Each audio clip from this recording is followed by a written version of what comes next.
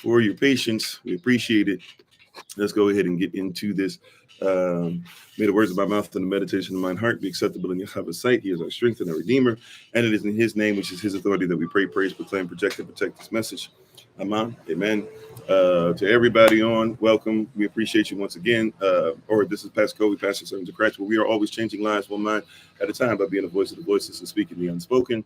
Um, we're thankful again to the Most High. We're thankful to him for my wife, the Honorable Maya, who lives a life that's able to be honored. If you'd like to check out my queen and what she does for our community, feel free to do so at Bloom and Flourish, not A&D, the letter N, Bloom and Flourish. She's a healer, herbalist, chemist, and biologist by degree, and you can check her out on TikTok, YouTube, her website, and Pinterest. All right. We're thankful and grateful for her teaching us, helping us to grow, and even creating tinctures, creating natural medicine from scratch. As we were traveling on the roads, she stopped at quite a few places to be able to get even more items. And matter of fact, Solomon got in on a little bit of it. Patreon members, we actually have I don't even know how many videos, a bunch of them that I took that are actually just waiting to be uploaded onto the Patreon page. So we're thankful and grateful for that. I want to say again, I'm thankful and grateful for everybody we were able to meet these last couple of weeks. It's been a blessing, and we look forward to even seeing some of you guys in person and a couple of little sneak in drive-by stuff. So hopefully I'll be able to make that happen with you guys and give a little surprise with a couple places. We even got a couple messages that myself and Solomon were able to create for some of the babies out there. So we're excited. We're reaching and teaching and growing and maneuvering in a lot of different places. Thanks to everybody who is on. To your sister Beverly, Badir. Hello, how you doing? Nana, how you doing? Rhonda. Thank you to everybody who's been patient on TikTok. Let's see, Sister Barbara, Minister Tamara, Sister Deja, Anthony, Sister Shima, Troy, how you doing? Austru, hopefully you're continuing on your journey of being better. Just Banks, but Thomas, Christine, sorry. This thing is moving all around on me. I can't see all the comments. Okay. I think we're back, kind of, sort of. Sister Betty, everybody, thank you so much. If I missed your name for some reason, please charge it to my head and not to my heart. It's not because I mean to ignore you or something like that. It's just that I'm a human being. So hopefully you'll remember that, and hopefully you'll treat people with respect. To the ministerial staff, the moderators, everybody, we appreciate you. To Marshawn, Malcolm, Betty, Isabel, and Solomon, Daddy loves you very, very much. And I am thankful and grateful to be with you guys again today. How you doing, Jefferson? Today, frequently asked questions, and it actually is outstanding, especially considering what our early rise or our Thursday rising prayer service was. It's very cool to kind of see when these things just continue to be a simultaneous, or not a simultaneous, a continuous. There we go, a continuous word. How you doing, Sister Tracy? And one of the things that we are dealing with today, and one of the things that I'd like to talk about today, hello, is that, I don't know if it's Fracina Thomas. Hopefully I said that correctly. Today, the question, and like I said, if I can't get to your questions right away, your comments right away, feel free to put them in the quick Q&A box. If you're on TikTok, if you're on YouTube or the podcast, you can feel free to put them in the chat. If you're on the podcast and you'd like to call in, feel free to call in, and I will try to get to you as soon as I can with your call. But once again, today, frequently asked question, continuing that series after a day off. But thank you for allowing me to have a day off. And after this, and when we come back in today, coming in hot, I wanted to talk about why do bad things happen. That is the theme for the day. That is the motif. Why do bad things happen? And we have that happen quite a bit with us, where something bad happens, and we have to question, why did it happen? What's the point of it happening? What's the deal with it happening? Is it okay that it happened? Et cetera, right? Why do these bad things happen? Why did they have to happen to us? Why did they have to happen to our family? Why do these bad things take place? And it's a question that permeates and it's persistent in the hearts of many. no matter what your canonical viewpoint is, no matter what your religiosity is, no matter what your theology is, no matter what your agnostic or atheistic or whatever, your Buddhist, your Taoist, deist principles are, everybody asks, why do bad things happen? And matter of fact, if it wasn't for that question, you probably don't have politics, at least not in the form that we have them in now, right? So we have this question, why do bad things happen? And especially really, it really usually hits home when people say it like this: why do bad things happen to good people? And I use good there because good actually is going to a Germanic word that means God, and God is different than Elohim or than a Netjer if you're into Kemetic lore or into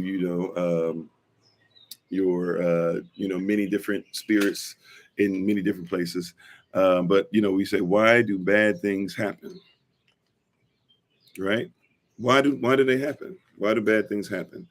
And oh, hello to you too, Wendy, and somebody else just came on. Somebody came on. I didn't catch it. Somebody else said hello. I'm sorry, I missed you. For some reason, I can't see your name now. Oh, okay. Gifts, healings. Yeah. Okay. So why do bad things happen? Becomes a question for us. Why do they happen? And I would say this is something that we don't want to simplify. However, if we could just make sure that the thing that's become mystical doesn't stay mystical, but it can now become practical. Hello, Sister Marion, how you doing? When somebody says, why do bad things happen? Really what we're saying, what we really should be asking is, what are consequences? Are there consequences? Right? And the answer really would be yes. And it really kind of helps to reshape this conversation to acknowledge this question correctly and to look at it in a different realm or a different space, a different mindset. How you doing, Minister Selection? It helps us to be able to grow and think and be different and be more cautious. Um, because the first thing that we do, why do bad things happen? So then you say, well, you believe in Elohim or you believe in God or whatever, your belief is centered in, right? And hey, how you doing, Minister like Omar? So you say, why do bad things happen? And then we don't think about there are consequences to everything. Hello, Claire. Hello, Sister Dawn. Sorry about that. Why do they happen? Well, why are there consequences? And what are those consequences based off of? And what are those consequences shaped around? See, it's a different conversation. First thing we do is, why do bad things happen? Bad things happen to good people. Bad things happen to this, that, the same thing. Well, yeah, it rains on the just as it does the unjust.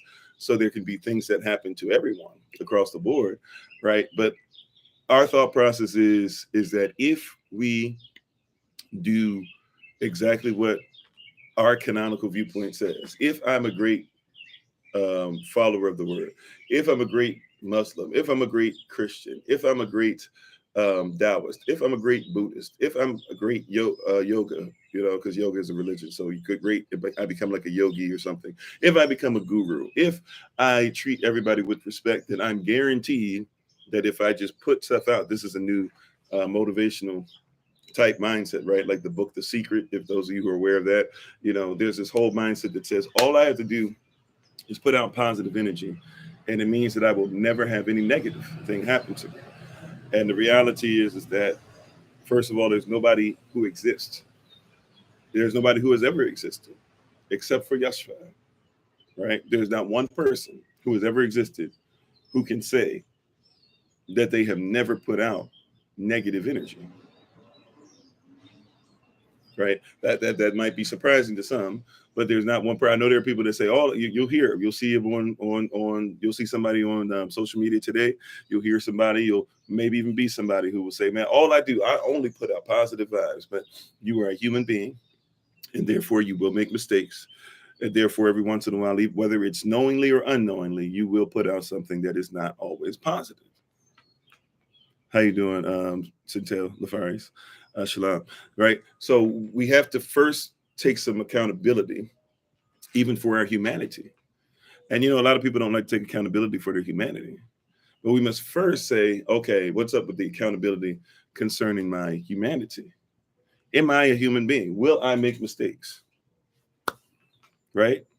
Now, this is something that people say, well, you're being real basic right now. Like there ain't any profound, nature, to this or whatever. This is showing that you have no proclivity to profundity of thought and all this stuff like that, right? People who want this large thing. But before we do that, we got to set a foundation, because a lot of people are asking a question about if there's any, why are there bad things that happen, right? And they're not asking themselves, are there consequences? Right? They're not asking themselves, are there consequences? Are there consequences to your actions? Are there consequences? Are there consequences to the actions of those that came before you? Right? Are there consequences to those that came before you? How you doing, Pearl? There's got to be some kind of consequence. Right? Why do bad things happen? When did the first bad thing happen? We like to go back to principalities and origins and kingdom origin and things of that nature, right? Like, when did the first bad thing happen? And how does that affect you? Now, a lot of us, when I ask that question, right, a lot of us will go to a place of saying that all these bad things happen, and they started with Adam and Eve, right? But that's actually a consequence of them even having a conversation. But that's even a consequence of the devil being kicked out of heaven, right? And losing his position. But that's even a consequence of him having a terrible thought. Matter of fact, let me say a terribly destructive thought, because the word terrible just means awesome. That's all. The word terrible just means awesome. It's not actually a negative or positive word. It's neutral in that it just terrible means awesome. So you can be terribly busy. You can be terribly happy, right? But it started with a thought process where the devil believed that the thing that he was created for should allow him to be worshipped just as much as the person that created him. And we start there. And we can start there. That these negative consequences started. There's a consequence to every choice that you make, right? We did a thing a long time ago in one of the evening sessions where I think I was quoting the Busta Rhymes video or something like that, not a music video, but an interview he had. And he basically said, for every choice, there is an invoice. Right? For every choice that you make, there's an invoice. You got to pay for every choice. For every word that you speak, there's something that comes with that word. For every, I tell you, there are people whom I love dearly in my family who will get in front of people who they do not know and begin to speak all these words of encouragement and positivity and things like that, but will never admit to the fact that when everybody else is away, all they do is clown and dog and talk negatively about the people around them. And then they're always trying to say, why is everything around me negative? But they won't think about the fact that there's a thought in their head. It started before their environment formed, right? It started before their environment formed. It started when they began to believe that whatever their position is, needs to be worshipped more than the creator, right? We've talked about this plenty of times before. Why do people get angry and upset? Almost 100% of the time, if not 100% of the time. Most High showed me a long time ago, the Vakakuta, she showed me a long time ago, like, hey, people get upset and frustrated and mad with you because you don't act like them. You don't do what they think they would have done. Now, they might not have ever even been in your situation, but because in their mind and in their heart, everybody should act like them because you didn't do what they would have done. That's what they believe, at least. What they think they would have done. Now you're the problem. Now you've got an issue. But it starts off with a thought. So before we say, why do bad things happen? We have to first look at your mindset and the mindset of those that are there. We have to even look at, dare I say, hit the word that a lot of people don't want to go into, but we might have to talk about your spirit and the things your spirit's connected to and the thing your soul is connected to. And before you say that you don't have a spirit, then you don't believe in pneumatical thought. So don't talk about pneumatical thought. And for those of you who don't know how to dive into that conversation, don't talk about your psychology, because psychology is the study of your soul. So if you have a psychology, right, if you believe in psychology, you believe in the logic of the soul. And we have a problem. How you doing, Sister Cynthia? We have a problem and an issue with a lot of people, to where they are not willing to be accountable for their own soul, for their own psychology, for their own psyche, for their own choices. Or here's something else we don't want to talk about. And this is one of the things that happens even with racism and stuff, right? Why people say, hey, I didn't own a slave, so why are you talking about slavery? It's the same thing. Well, yeah, just because my mom and dad did something doesn't mean that I did it, but there's DNA memory, there's a tie. And if you're not willing to break the tie, if you're not willing to break that chain, if you're not willing to strengthen that chain, if you're not willing to go back and figure out what happened, then all you're doing is bringing the same negative energy. There are consequences. And just because it didn't start with you doesn't mean that it's not continuing with you. And just because it's starting with you doesn't mean that it cannot end with you, but you've got to acknowledge that it's there. I'm sorry. Big Wayne Moore said, the Satan knew better than to go against the light. That's why he stripped of the light blessing. Mm-hmm. Oh, wait, hold on. Oh, yeah. I'm with you. Sorry, but Yahweh Yashla says, right, just be praying for people and don't know what's going on. Kind of consequences are results. Thoughts can determine the consequences. Amen, Minister Tamara. Yeah, Thank you, Jay. You said children of the fallen were stripped by the blessing of the light in their skins, so we know them. I mean, okay, I won't dive deep into that. I mean, it sounds like just reverse Mormonism and things like that. That's where Joseph Smith kind of used it and reversed it, and just like people who did what they did as far as Hamitic theology. When I say Hamitic theology, I'm talking about the Hamitic theology that people say that try to use. They say that all black people were cursed, even though it wasn't Ham, it would have been Canaan, and all that other stuff. But either way, if you look at Revelation chapter 7, once Yashrael is sealed, anybody who's going to follow the law, they can too be, grafted in. But I can see what you're saying as far as contextual and community, things like that. But it's a thing of people don't think about, people don't think before they speak. They don't think about consequences. So if when somebody says, why do bad things happen to great people? The question is, the first thing that we do is, even if people are agnostic and atheists, one of the things that they're doing is they're looking to blame, right? So we have this issue because something happens bad. And so what do we do in our lives? We say, I got to blame somebody. I must blame someone. So now we have to figure out who to blame. Now it's interesting. People will not follow Elohim, or if you want to call him God, or if you want to call it whatever, right? People will not worship the Most High, right? But then when something goes wrong, then then the first thing we do. I was listening to somebody early this rising. I believe it was a mother who lost her son. I'm not sure what the exact situation was, but it was a mother who lost her son, and she was crying out, and you could feel her pain. And she kept saying, God took him. God's the reason why he's gone. God has a plan and a purpose for him that's bigger than him being on this earth. That's why he let him go. And I'm not one to tell you what the Most High does or doesn't say or do as far as when somebody dies, this and that or whatever, but he was shot in cold blood, this brother that she was mentioning, her son she was mentioning. And the issue that we have is that people have free will. And so even though Elohim can work all things together for his glory, his purpose, his constitutional purpose, or what we to use the term good, even though he can do those things, we know he can and does do those things, right? It doesn't mean that he authorized somebody to shoot somebody in cold blood, right? But this is a lack of us comprehending that there are consequences.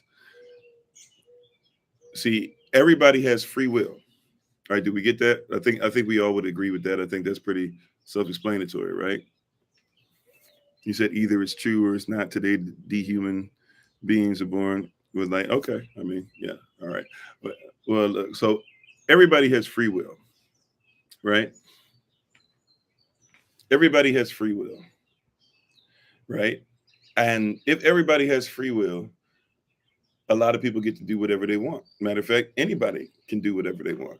I can do whatever I want. I can speak, I can preach whatever I want. I don't because I have discipline. I'm a disciple, and I don't because I'm obedient.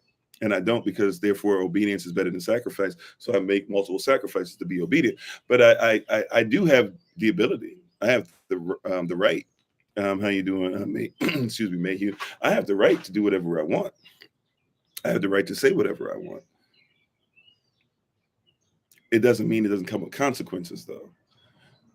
And so when we're talking about why do bad things happen, well, bad things happen because people allow bad things to happen. No, I'm with you, Big Way More. We can have a further discussion on it. Matter of fact, at some point in this FAQ series, we're going to have a discussion about that because a lot of people believe that if you preach or teach or live what I live, that I automatically hate anybody who you would call dehuman or whatever, right? So we probably have to have a conversation just on that, and that's one I'm looking forward to / not looking forward to because I know there's going to be a wild conversation that people are going to be coming on and be really upset. The people that come on all the time might not like some of the stuff that we have to say on either side. Nevertheless, right? When we talk about why bad things happen, and thanks for being part of this Project Ethos, we have to first recognize that there is free will. Yeah, choice gives freedom, but freedom without biblical law removes covenant and coverage. Well, yes. So remember, as Cynthia's just saying, what rights are things that you have a right to do.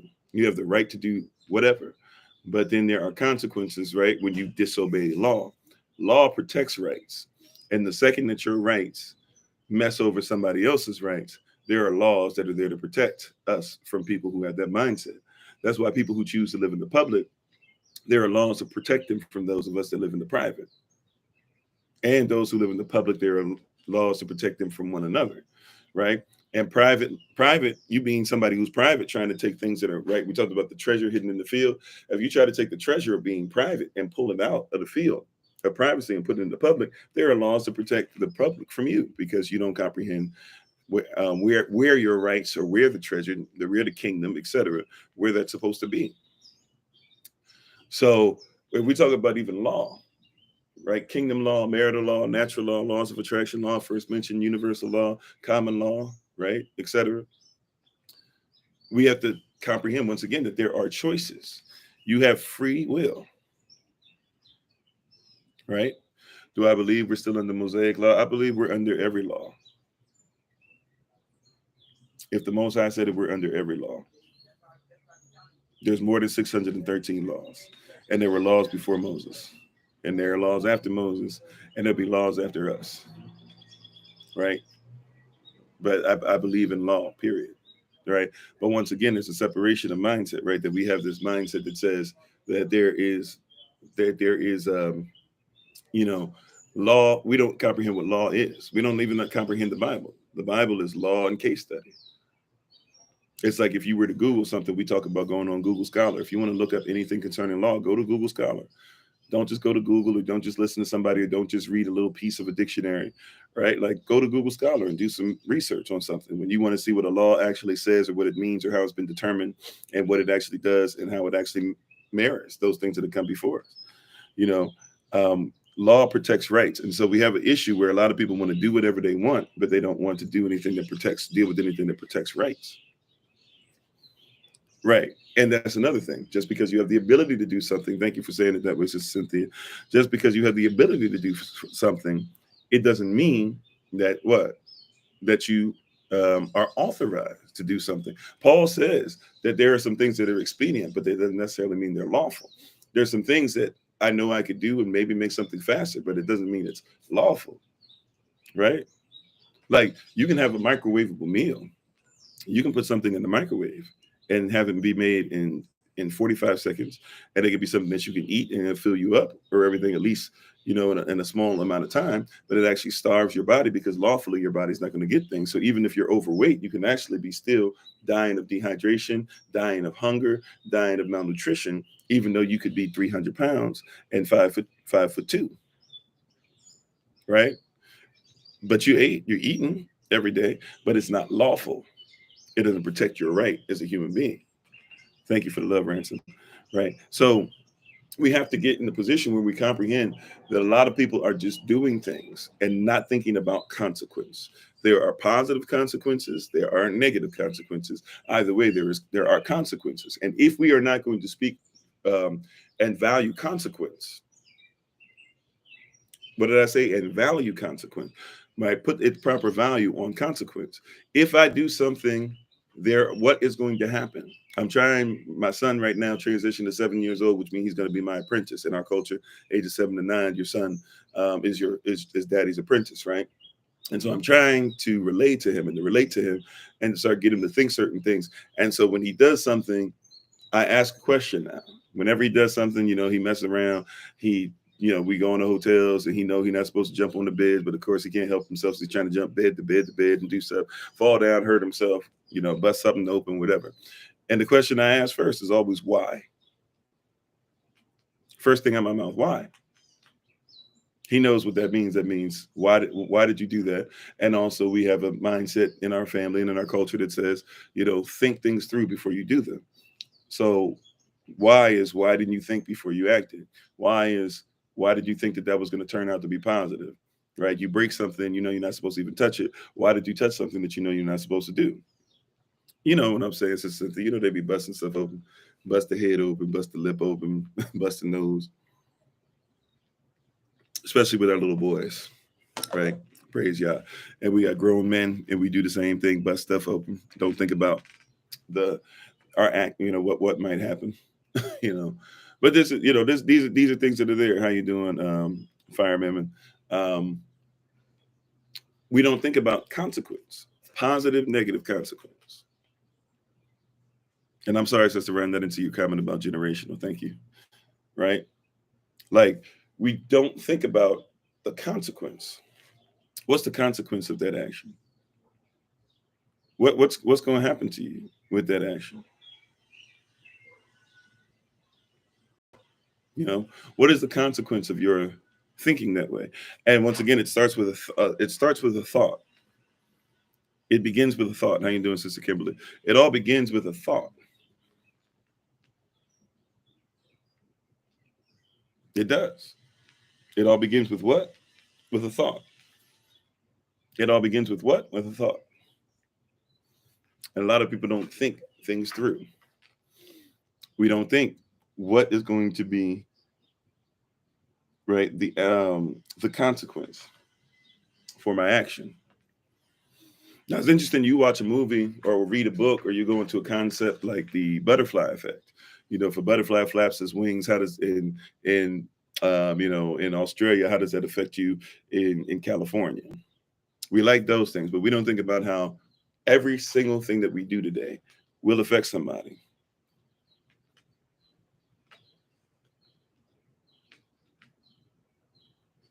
Right? Every single thing we do will affect somebody. Thank you, Stephen. Appreciate it. Appreciate you. Every single thing that we do, it will, it shall, it must, it's lawful. It will affect somebody. So here's the deal. You have free will. Everybody has free will. Now, the problem is, will you become one? Hello, is it Bay? I don't know. Bayarjo? I don't know if I'm saying that correctly.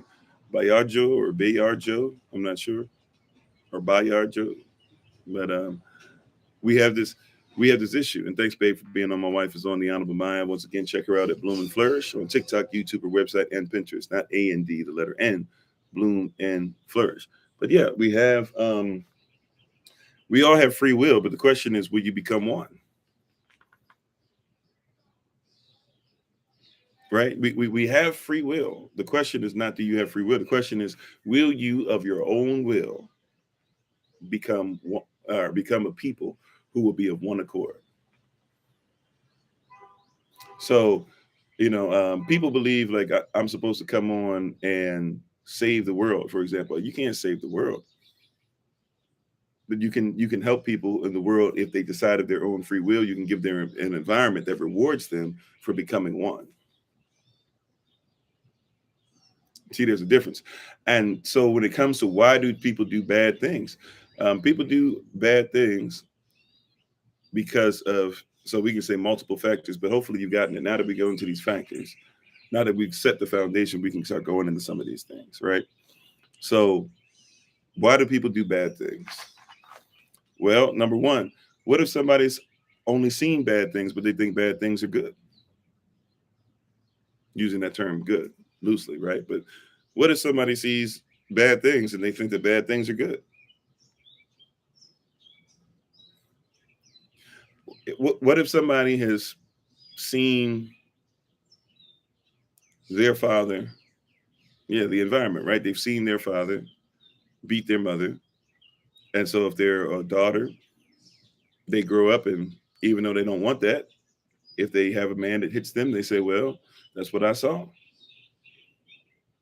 I guess men, aren't supposed to, but I mean, I guess every once in a while if they hit, that's what they do. I mean, mom stuck around and I think mom's a great person. And so since she's a great person, she gave me an example of what it is to be a woman. Yeah, but what if she didn't give you an example of what it is to be a wife? And what if the father wasn't giving you an example of what it is to be a husband? Right? Why do bad people, see, people say, why do bad people or why do good people have to experience bad things? I would ask, why is it that, we automatically say somebody's good just because of our relationship to them? That's one of the things I think I would ask. For example, somebody be on the street. We know they live in thug life or they're hanging around people living thug life, whatever you want to call it, right? They out there, they part of the G code. They don't mess with the G code. They're ready to spend 40, 50 years behind bars, this and that or whatever. And then something happens to them. We say, God, why did you do this? What did God have to do with them being on the street? That would be my question. If you believe in God, I would ask you that. Did Elohim tell them to go on the street and to kill and to die for a street corner? Right? When it comes to accountability, once again, we say why do bad things happen, but then we don't want to talk about the fact that you have free will.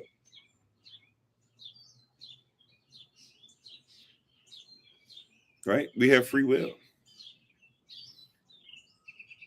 You have the ability to do whatever you choose to do today, this day, right? The Bible says, choose ye this day who you will serve. That means you have the choice. You're not forced to serve anybody, including the Most High, which is why that I cannot worry about, like, if people want to listen to what I have to say. You have a choice. Some people choose as soon as they see my hair to go, oh my greatness, I can't even deal with this dude, right? And you choose to leave. Well, you could have something that's going to change your life. But if you choose to go away, look, some people choose to believe what I say just because I am who I am, and they don't research it, they don't study it. Right now, I think that's a huge mistake, and you should study everything that everybody tells you, and you should bring it before the Most High, and because you're going to be accountable for your actions. But some people will choose to just listen, right? And that's great. I guess you could call it obedience. That might be going to blind faith a little bit too much for me personally, but whatever. If that's what you should choose to do, fine, but that's your choice. And people don't want to deal with choice. You have a choice to make. You have a choice to make. And I can't choose it for you. A lot of people, when they contact me, you'd be surprised how many conversations I have where if you listen to the conversation, you'll realize that the person is waiting on me to tell them what choice to make. They're waiting for me to tell them if they should stay faithful to their marriage, or if they should leave their husband or their wife, or if they should become married, or if they should, if they should start the business, if they should do that. And look, I'm not going to tell you, because at the end of the day, it's not my choice. Now, look, and even the Most High is not his choice. See, that's why I'm under authority. I love being under authority, because the Most High, who's over me, right? If I would simply just give him credit for, right, let him own everything, not give him credit. How about I let him be the owner of everything, including me, including the will that I decided to follow. As my own free will, I've decided to make my will and his will become one, and he can't move, which means that I've got to gravitate towards what he's doing, but he'll also come out enough to be able to help me and give me conduits to be able to come over to his will, give me a path, right? But it takes off a lot of responsibility, because if the responsibility is on him and his word, then I can just simply say, well, he said it. I don't have to do nothing, right? And so I'm not saying I never make bad choices, because I'm a human. I'm a human being, right? However, I make very few in comparison to many others, because I'm disciplined. I'm a disciple, and I decided that if it's his will, I'm gonna let it work. Free will. If it's his will, I'm going to let it work, right? We like songs like "Let It Rise." Yeah, let it rise, right? You got to let it rise. Right? We like songs, let the glory of the Lord rise among us. Let the glory, right? Let it. Will you let it? See, whatever you let happen, this is when I have to be careful, because it'll sound like really motivational, because a lot of motivational speakers just copy off of preachers, right? But what you let happen is going to happen. Well, what do you mean? What do you mean? See, you're one of those people. I didn't ask to be poor. I didn't ask to be broke. Okay, watch this. Is there a generation before you that let some things happen that they shouldn't have let happen? Well, you don't understand that we're all slaves and this and that or whatever. I'm with you, right? However, are there some things that generationally we have let happen, right? You said it was the appearance that got me to stop. Yeah, amen. That's why I said something, because I know there's some of you who said that you stopped, right? But right, so what would we let happen? Yeah, you said some are trying to be half good and half bad. Yeah, right. What will we let happen? Now, also too, see, this is where it gets tough. And how you doing, John? Thanks for being part of the community. This is where it gets tough, if I be honest with you, because I recognize that for some people, what I will sound like, because you're not in the system yet, right? You're not out of the system and in the kingdom system yet. This will sound weird to some, but see, you can let negative things happen to you because you do negative things. But then here's another thing: are you willing to let negative things happen to you because you're in the kingdom? See, now we go to another place. There are some things that I know will happen to me and my family that we'll have to go through because we've decided to be in the kingdom. And to stay in the kingdom means we're going to have to let some of these things happen, knowing that he will not allow these things to end us.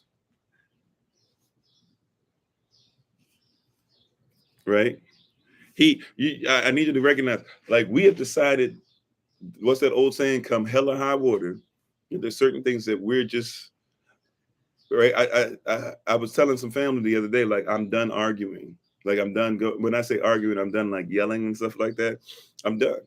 Right. I've tried to learn how to do it and stuff. But it's not even my personality. And I end up doing really weird stuff that I never ever do when I get in these arguments with people, because it's not who I am. It's not even close.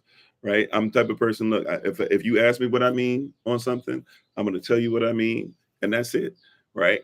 Now, even that, me doing that, when somebody's ready to go at it, they're mad at me because I'm not going at it. Then when I try to go at it with you, then you're mad at me because I went at it with you. Like, at some point, look, if you're gonna be mad at me either way, let me just go ahead and be righteous, and then you can just let it lay where you want it to lay, right? Um, because it doesn't even feel right. It actually hurts me, like, literally, legit, like, doing stuff like that, and even being around it. When I'm around people that do it, it really it like messes with me when I see people doing that or whatever. So I hate being involved in it, and it's like I'm having an out of body experience. It's not even me. And then I start realizing it's so much not me, that I'm watching myself do stuff that, like, I'm watching myself, like, raising my voice and yelling and getting through this and hitting stuff. And, and I'm like, it's not me.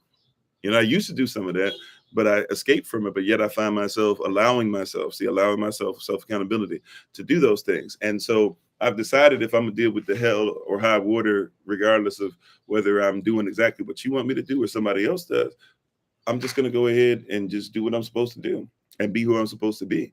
I'm not saying that there's somebody out there, like there's some people that they talk like they need to talk like that. It's just not me. Yeah, and you end up compromising who you naturally are. You said, do you mean kind of like allow of like allow the test for the testimony for his glory? Well, yeah, no, not even just that. So yeah, allow the test, right? Well, I guess you could say that in a sense, right? Allow the test, but comprehend, like a lot of so okay, I guess you could say a lot of us run away from the test before we get the testimony. What I'm saying is a lot of us are afraid of negative consequences. But if you're in the kingdom, comprehend that if you're in a wicked world, when you leave your house today and you go into a wicked system, comprehend that they automatically are supposed to look at you bad.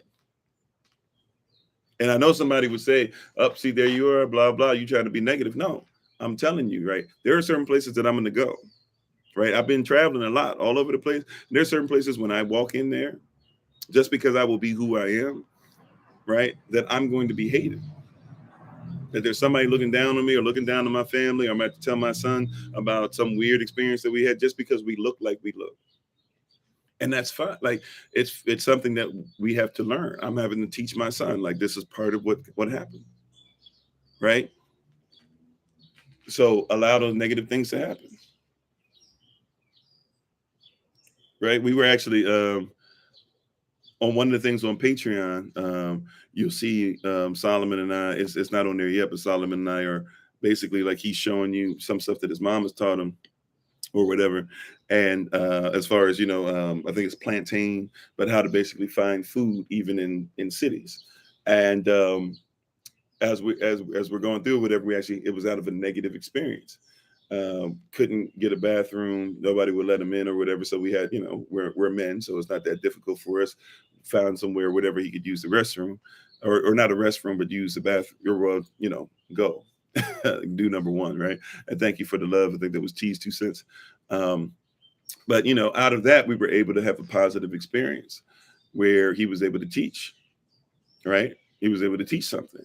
But you have to allow, like, that's a simple way of looking. That's a very simple example. But there's a lot of stuff, if I speak on marriage, for example, I have to recognize that if I'm going to speak on marriage, if I'm going to present my marriage, if I'm going to present my wife to you guys the way that I do, guess what's supposed to happen? I'm supposed to be tested. Like, be careful out here what you say that you are, because you will be tested.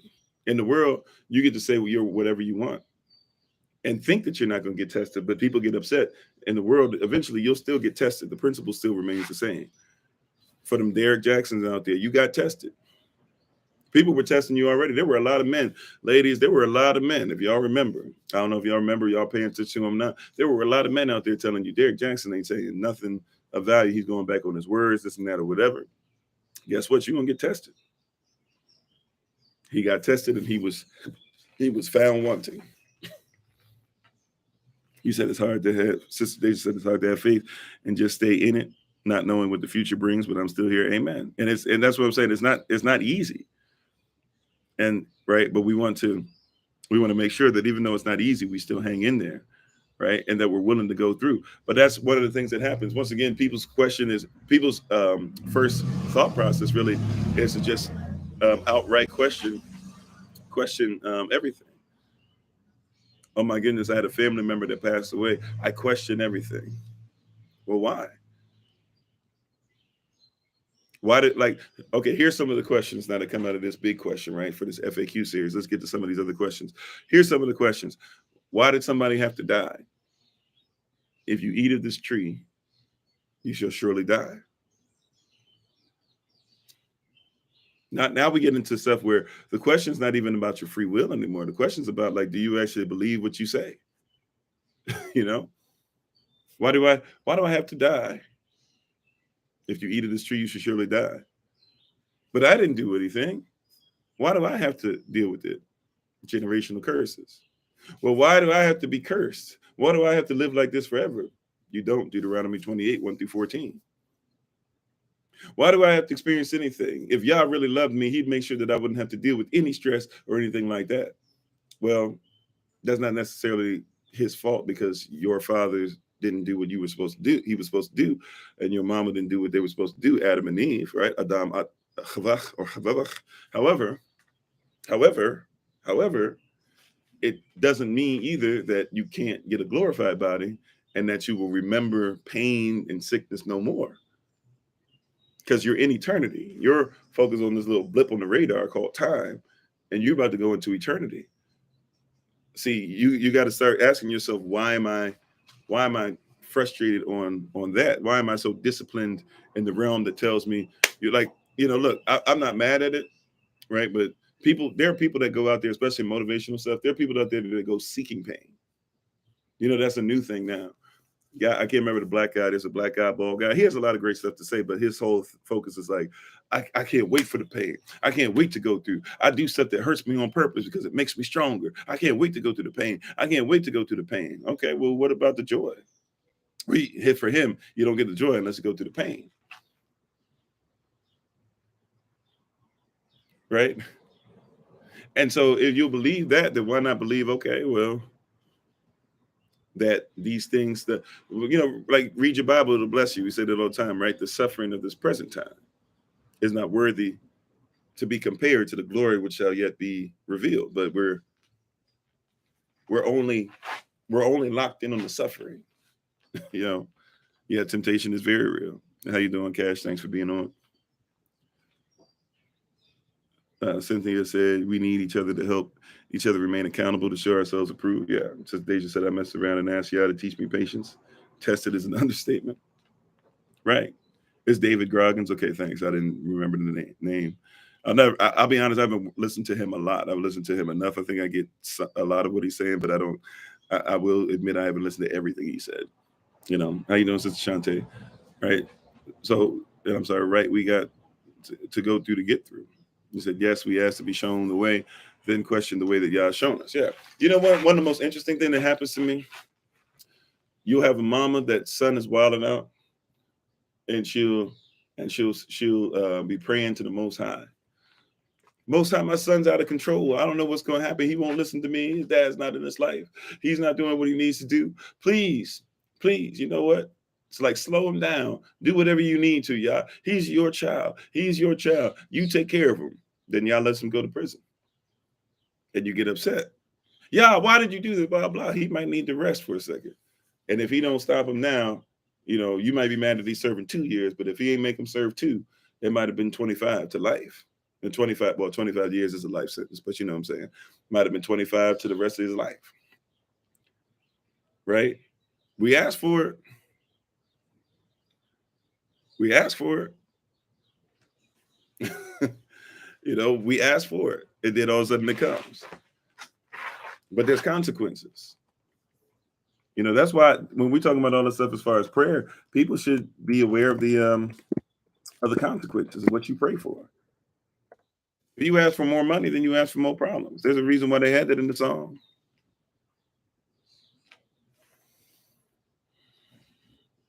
Right? And when I was talking about Romans 8:18 earlier, that goes into 8:19. Like it says that the suffering of this present time. So this is Romans chapter 8, verse 1, just a few verses, right? We're going to put this together. Romans chapter 8, verse 1. There is no condemnation for those who are walking after the things of the spirit and not after the flesh. There is none. Romans 8:11 says the same spirit that rose Yahshua from the dead dwells and lives inside of you and will quicken or make alive your mortal bodies, right? Get you to start thinking immortal, right? And to live eternally with all your decisions. Romans 8:18 then tells us, therefore, that the sufferings of this present time are not worthy to be compared to the glory that yet shall be revealed. Romans 8:19, though, comes right behind that and says that people are waiting on the manifestation, the creature. So not the sons, but the creature, the creation, those created are waiting on the manifestation of the sons of Elohim. So there are people out there that are waiting on us, Yahshua, to become who we're supposed to be. And so we have to press through the sufferings because the suffering is not worthy to be compared to the glory that shall be revealed. That's why Romans 8:28 says all things that you're going through are working, not jobbing, not toiling, but all things are working together for what? For your constitutional value, for not even yours, for the constitution. It says the good, the constitutional value All things are working together for the constitutional value of those that love Elohim, that achaba Elohim, and are what called kletos, invited to what his purpose, not to your purpose. You have free will to be about your purpose, but comprehend your purpose, especially if you're in a situation where your body is dying off and you're in a world that says that you're not supposed to be worthy of anything, and you're going to be in this place where they want you to be a debt slave. Oh wow, thank you, Bounty. If you're in this position, if you're in this place, and that's what's going on, I need you to comprehend, Yastel.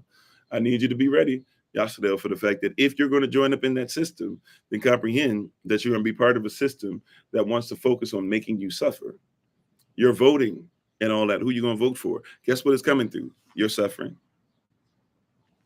A contest of somebody. When Joe Biden went against Donald Trump, all they did was try to tell you who was going to make you suffer more. They got you scared. They got you to focus on suffering. But the suffering of this present time isn't even worthy. Ooh, this is great right here. The suffering of this present time is not even worthy to be compared to the glory that shall be revealed. You hear what I'm saying? The suffering. Why are we sitting up here arguing over who's making you suffer more? It's not even worthy to be compared. Yeah, we talk about the George Washingtons and the John Adams and the Thomas Jeffersons and the et cetera, right? We talk about all them, but they're not our focus. Why? Because the suffering, right, that they try to put upon us is not even worthy to be compared. It's a footnote. I got to make sure you comprehend it because you've been focusing on it for so long in your habits. Thank you, Ransom. Thank you, Bounty. That you focused on this stuff for so long that it's actually tried to redevelop, or not tried to redevelop. It has redeveloped your habits. It's redeveloped who you are. It's redeveloped your language. It's redeveloped your interpretation. It's redeveloped your ability to be able to focus on what is eternal and not what is temporary. Right, it's messed you up to the point to where you do. So yeah, we talk about it, but guess what? That's why we got to introduce culture, because the culture forces you to focus on what? The glory that's not worthy to be compared. You said there was a bird trying to go through the window. Okay, I missed it. You said, would I say be careful what you ask for? Well, once again, yeah, be careful what you ask for, but ask for it if it's in His will. Right? If it's in His will and you want to line up with that will, with your own free will, then comprehend that guess what? You've made yourself an enemy of the state. Right? That's when you become an enemy of the state. Right? You become an enemy of the state when you ask for those things. Right? So I can't be frustrated, upset, or mad, or angry if like we have to keep restarting on social media over and over and over again. If we don't do any of the stuff that any of these other people do. We aren't cussing people out. We aren't fussing people out. We aren't telling you you're terrible. We aren't saying we aren't misogynist. We aren't misandrist. We aren't racist. We aren't any of these things. Right? But people will automatically say so. We aren't out here like, look, there's a lot of churches that people go to, and these churches force you to pay tithes and offering. If you want to give a donation, if you want to donate your time, if whatever, you can. You don't have to. We still gonna be here. But we're going to get taken down every single time. Not every single time, right? They're going to attempt to. Praise y'all for correcting that, right? Thank you, Kakwadesh, for watching over this. They're going to attempt to take us down all the time. And in all the stuff we've been talking, what if we said this negative about anything? We even had, people that started off, and I'm not mad at them, I'm just saying, to try to start off with the conversation where it had to be like we're attacking white people from the beginning. We don't do that at all. Right? But you have to be ready, because when you do that, see, this is why we mention these scriptures. That's why I'm super repetitive, right? With certain scriptures over and over and over again, just like Moses had to preach about getting Israel straight for 40 years straight, right? Some of these principles we're talking about, they have to be given to us over and over and over again, especially because we weren't raised with them. I need you to comprehend, like, we're still trying to come out of Kemet and still not getting this thing together. That's why it was 40 years. Right, the oldest person that could go into the wilderness was 60 years old. Everybody else who was over 60 had to die off, unless it was two families, Caleb and Joshua, because of the faithfulness that they had. Everybody else had to die off before they were able to go into the promised land. Why? Because even if a baby's born, that baby's going to be influenced. So the baby had to go away from people that was going to influence them, influencing them by thinking about things like building a golden calf. Right? Like, there's a lot of people still building golden calves. There's a lot of people that are still building up stuff telling you that somebody else's God or nature or deity, etc., is greater than Alham. And now we got somebody blasting music. It was welcome home, I guess. Not able to be where we normally be. I actually was going to go somewhere else, but I didn't get myself together. I was too tired. So maybe we'll go there tomorrow. Give you guys a nice little place I like to rest in. Y'all, we can share that together. But you know, it's very like we don't recognize the thought process, the mindset. There's a lot of people still building golden calves, and here's the deal, right? Why do bad things happen, right? You got to comprehend who you're connected to, because remember, while Moses, this is gonna bless somebody right here. I hope you guys are ready for this. While Moses was going up the mountain and was fasting and doing nothing but seeking Yah for 40 days on behalf of others, other people who were still locked in to a certain mindset, they were building the golden calf. And it didn't just affect Moses when he came back down. Remember that. It wasn't just Moses who was affected when he came back down. It was Aaron who all of a sudden starts taking their gold and asking everybody to bring the gold so he can melt it down and be part of the stuff, right?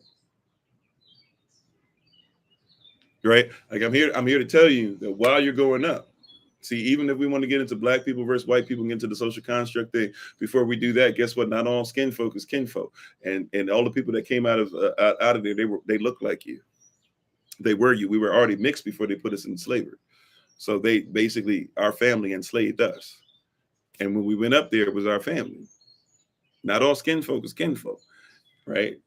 So I'm not somebody that denies racism. What I'm saying is, before we get there, we got to see that just the fact that you're going up higher and you're going to stay higher, there are times that then you got to come down to bless others and help them to be able to see the law, right? That's what Moses was coming down to do, help them to see the law.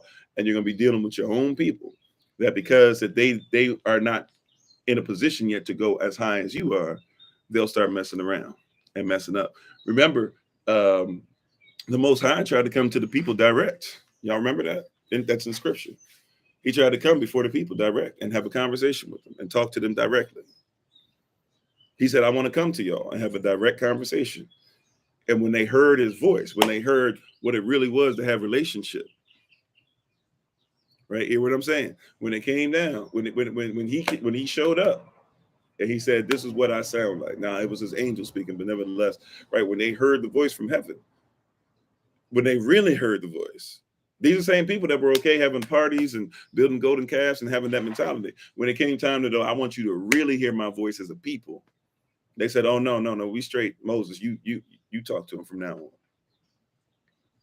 I'm telling you, like, you're going to be in a position, when you're a disciple and you're up high and it's time for you to start giving stuff. I'm telling you, everybody swears that they're ready until it's time to listen to his voice. And then all of a sudden, why do good things happen to bad people? You can go to him for yourself.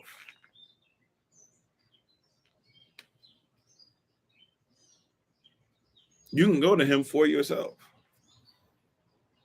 That was Moses' problem. Remember Moses? He came, he bowed down, he went to the bush that was burning and was not yet consumed. And he was trying to do everything he could to not speak to Yah and to not be his mouthpiece and to not go back. Right? And eventually he became the person that realized it was only he who could. And in your family, it might be only you who can go up. Maybe you're the only person in your family that can rise to that situation. Maybe you're the only person in your family who can get that done. Maybe you're the only person in your community right now who can see that. And so you got to be able to come down and give that law. And when you come down, you're going to see some golden calves. When you come down, you're going to see people partying and doing things that they're not supposed to do. When you come down, you're going to hear people saying, this is our Elohim who led us out of Kemet. This is our Jesus who led us out of Kemet. This is our God who led us out of Kemet. This is our this is our Netcher who led us out of Kemet. How dare you? He just showed you. Remember, we talked about that, especially on Patreon. Patreon members got a longer version of it. But remember, we just talked about not too long ago how all these people who came out of or all the plagues, rather, they dealt with a specific Kemetic nature. to ensure that people comprehended that these Netrians had no power above Elohim. And yet, after he does all that, brings you across the Sea of Reeds, defeats your enemies, has you come out with all types of, they were giving them cattle, they were giving them gold, they were giving them, so they were giving all this stuff, saying, please just go, just go. He had you come out with the riches of Kemet, and yet you still go back because your heart is attached to the treasure and not to the one who had the ability to give you the treasure. Right? And so you're still dealing with a lot of people when it's time for you to go to a higher place. There's a lot of people that are still tied there. Why do bad things happen? Because it's free will. There's a lot of people who will. There's people. So speaking in the same context, there are still people in your life that are tied to Kemet. I know you've been delivered from some stuff. Or no, I'm sorry. I know you've defeated some things. Might have even destroyed them, but you might not have been delivered.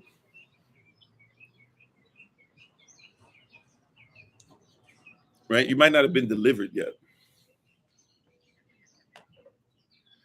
David, beloved, he goes up to King Saul and says, man, I'll fight Goliath.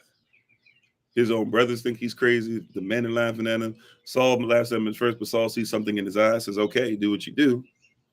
Tries to give him his armor and everything, but David's not a grown man yet. Can't even fit into it. It's too much for him. He says it's too heavy. He takes it off. He gets 5 smooth stones, only needs 1. Hits Goliath, boom, right in the forehead. Goliath falls down. He's done. At this point, he's defeated. David said that ain't enough, though, because just because I defeat something doesn't mean that that's enough, right? So in front of not only all of Yastel, the host of Yastel's army, but in front of the Philistine army, he runs over and then cuts off Goliath's head. He destroyed him. He said defeating them is not enough. He said, I fought the lion, I fought the bear, and I've learned how to defeat this. But Goliath, that's a little something extra. I can't just defeat this. I got to destroy this. Right? I can't even give it a chance, a thought that it might come back. And also you got to comprehend, David comprehended, even though he was still a teenager at this point, he comprehended how war worked. See, he's at war, he's at battle. You're at war, you're at battle. He said, I can't just do this because there's other people that are my enemy that are watching, and they might think, well, that's crazy, but maybe it's just a lucky shot that I got him. So I hit him in his forehead, right? But that's not really, that's not really enough. I hit him in his forehead, but that ain't really where it's at. So I defeated him, but then next step, after I defeat him, I got to make sure that I cut off his head. I destroyed him. And you would be like, man, that's awesome right there. But then when he got destroyed, the Philistines, that's when they realized we got to get out of here. But the Israelites then went to chase them down. See, in war, especially at that time, once you defeat and destroy somebody or whatever, and the remnant starts running away, you still got to go after them and you got to kill them all. Why? Because that same army, especially if you haven't sat down and had any kind of treaty, or they haven't said that they will listen to your demands for blah, blah, blah, or whatever, that same group of people who ultimately came to fight you will simply just come back again to fight you. So now you got to kill them off. Why? Because now if you don't kill them off, you will never be delivered. See, and a lot of people have defeated something. You took 5 smooth stones, you were in faith, you did what you were supposed to do, you defeated it. Right? You defeated it. Right? But then the next step is I got to cut its head off. See, a lot of people, watch this. So a lot of people be in a relationship. We use relationships a lot, but there's something that all of us deal with, so it helps us you to see a lot of things, right? So you're in a relationship, you're with somebody, bad relationship, this and that, right? You feel like you can't get over them, whatever. But you finally say, you know what? Enough is enough. This ain't going anywhere. You say, we're done. We're breaking up. That's it. You defeat it. Okay. But then that person calls you up. Thank you, Sister Betty. Right. Thank you, Sister Cynthia. Right. Exactly, Big Wayne. Right. That person come again and again. Right. So now you defeat them, but then that person calls you up. Hey, how you doing, beautiful? It's been a minute. I was just sitting here thinking about you. Yeah, that's nice and everything, but and because you've been in all these relationships before, and you used to having a rebound and this and that, but you're trying to not have a rebound, but you used to having a lot of sex, blah blah, and all these things. So then it's like, okay, well, maybe we should get back together because y'all might have children together or something. But this person been garbage, right? But now it's, well, you remember we used to go to the park. You remember how I used to run my fingers through your hair. You remember when we had this situation? There was somebody legit. This is, I don't even know how many years ago this is. Somebody who had gotten married, and their ex, I don't even know if they were ever married, husband and wife officially, but their ex-husband, who was never in their child's life, all of a sudden shows up for something. And all of us are like, riding in this big van or whatever together. And I start listening to the conversation, and this guy talking to the girl. Now, this girl is now married to somebody else. But this guy's like, oh, yeah, you remember when we used to do this and blah, blah. Everybody else in the van is just acting like this conversation ain't happening. Or maybe they're not paying attention. I don't know. But I'm listening. And so I'm getting irritated and frustrated, right? Because the husband of the girl is not in this van. He's in another van. I think he's, the driver or something like that, right? And I'm getting irritated, frustrated. So finally, the trip finishes, and and I'm really upset. And so I guess she could see it, and she's like, what's wrong with something? Why are you looking like that? And I was like, for real? You don't see? And she's like, what? I was just talking to him, and we were just laughing or whatever. We had a great time, blah blah. I was like, this dude, I've known you for years, and I've known your son for years, and I've known your family for years, and these churches have known each other for years and all this. I've never seen this dude ever once. But now he come around, he's talking about stuff or whatever, and you bubbly out this piece. You ain't just like, listen, you bubbly, like you ready. You know what I'm saying? Like I'm not, and your husband, you married to a man that took on the responsibility of the thing that this dude wouldn't do, right? Because you defeated it, and you even defeated it to the point of being married. But that's not, you didn't destroy it. Because that same mindset, I'm not saying that person shouldn't be around there for their children, right?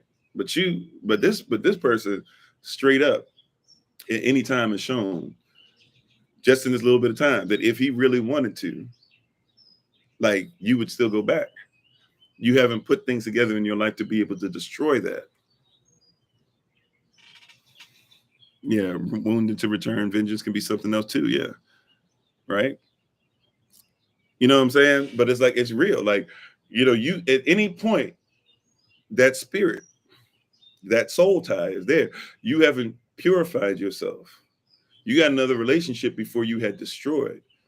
So now you basically, in your mind, you now are going to be dealing with two. You just had a situation where you're dealing with two different husbands, and one husband, the old husband, won out. Right? And it's not even that you not even, yeah, it's not even that. Oh, okay, amen, hallelujah, Sister Shante, amen. Right? So we didn't even, so yeah, exactly. It's not even that the door was closed. As Cynthia was saying, I was putting both y'all comments together. It's that the door was never closed. The door was never locked. That person could come in at any time, right? All you did was you just asked the person to leave the room, but you never cut off the room, right? And so I was like, man, like this dude is bubbly. Like, I mean, got you bubbly. Like, you out here. If he basically, like, if we weren't in the van with y'all, if he wanted to, before he went back to where he lives, he could have easily, it seemed like he could have easily got the draws. He could have been Tommy off of Martin.